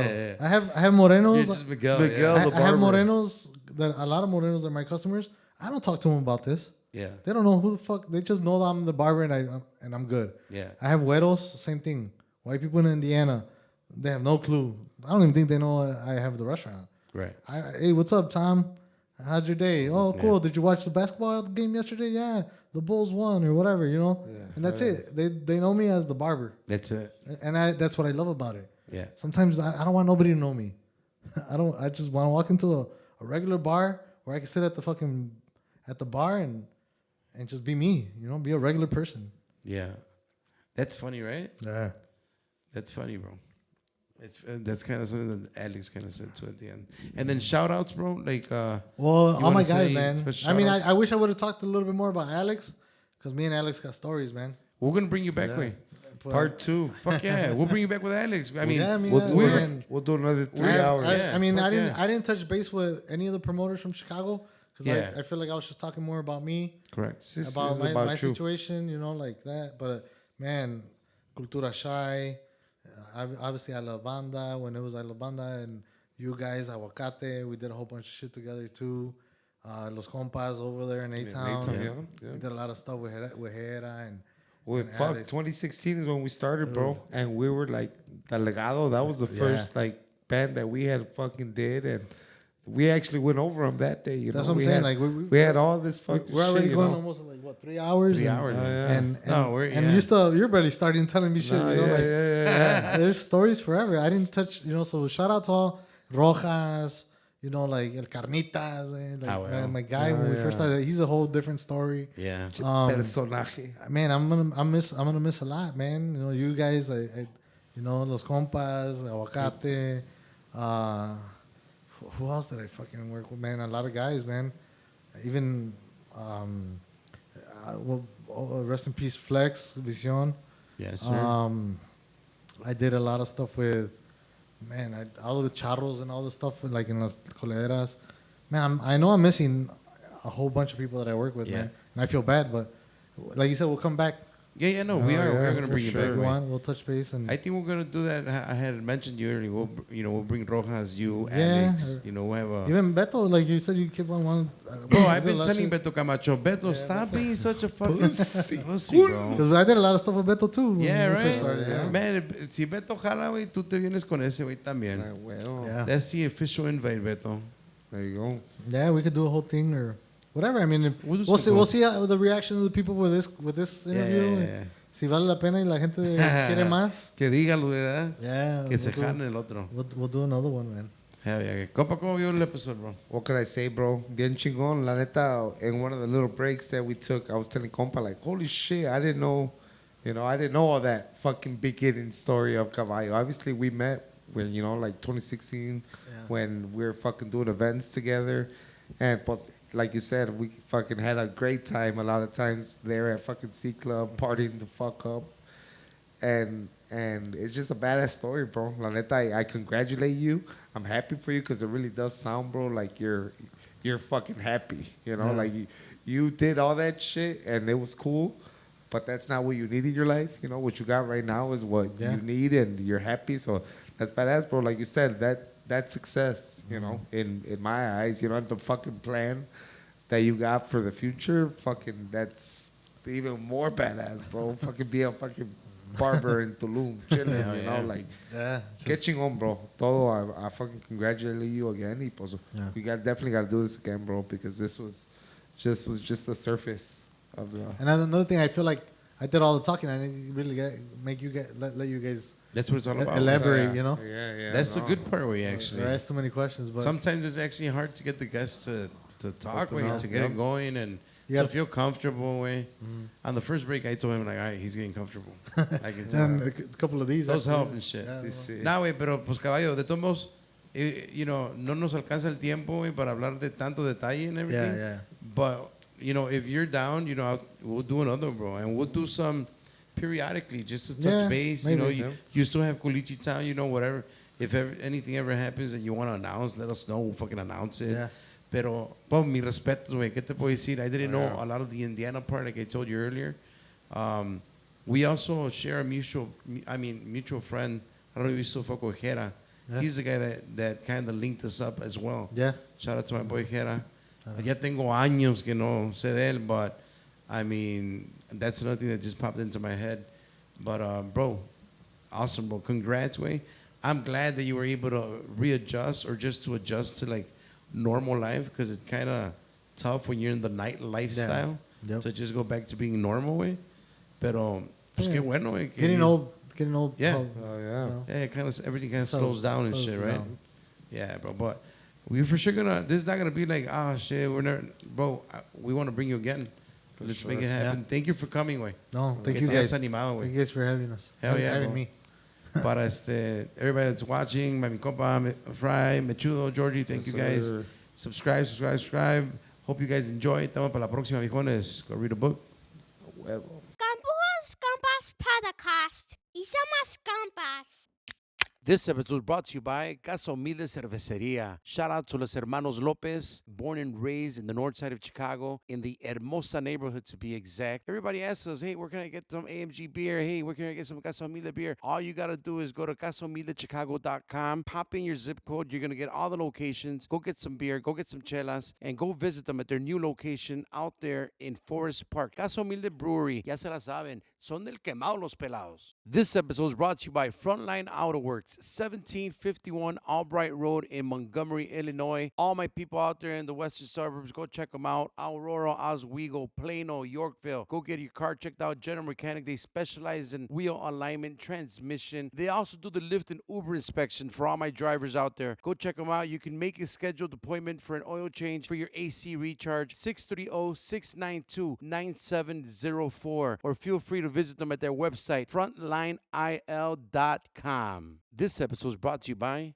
Fry the Guy Designs, the man, the myth, the legend. If you need any kind of pictures, any kind of logo for a band, for a business, any kind of video, make sure you hit up Fry the Guy Designs. Follow him on all his social media, Instagram, Facebook. Make sure you tell him the Compas sent you, and he will gladly send you a smiley face. This episode is brought to you by M4L. Mufflers for Less. Shout out to my guy, the Mexican Jay-Z, out there at 3349 North Damon Avenue. That's out there in Chicago, Roscoe Village, El Rey del Norte. Váyanse a chequear el mofle, 773-348-2955. But don't let the name deceive you. My guy out there does everything. General Mechanic, from oil change to transmission to anything that you do, AC recharge, you call it. That's where we go. That's where Georgie went. Si escuchan la pedorra de Georgie, that's my boy Jose Cermeños out there at M4L 3349 North Damon Avenue, El Rey del Norte. Chequense el mofle. Today's episode is brought to you by Aguacate Chicago. Create your custom garment with us. We offer direct-to-garment services for your business or personal needs. There is no minimum order required, and we can also assist with creating your logo if needed. Follow us on all of our social media platforms under Aguacate Chicago.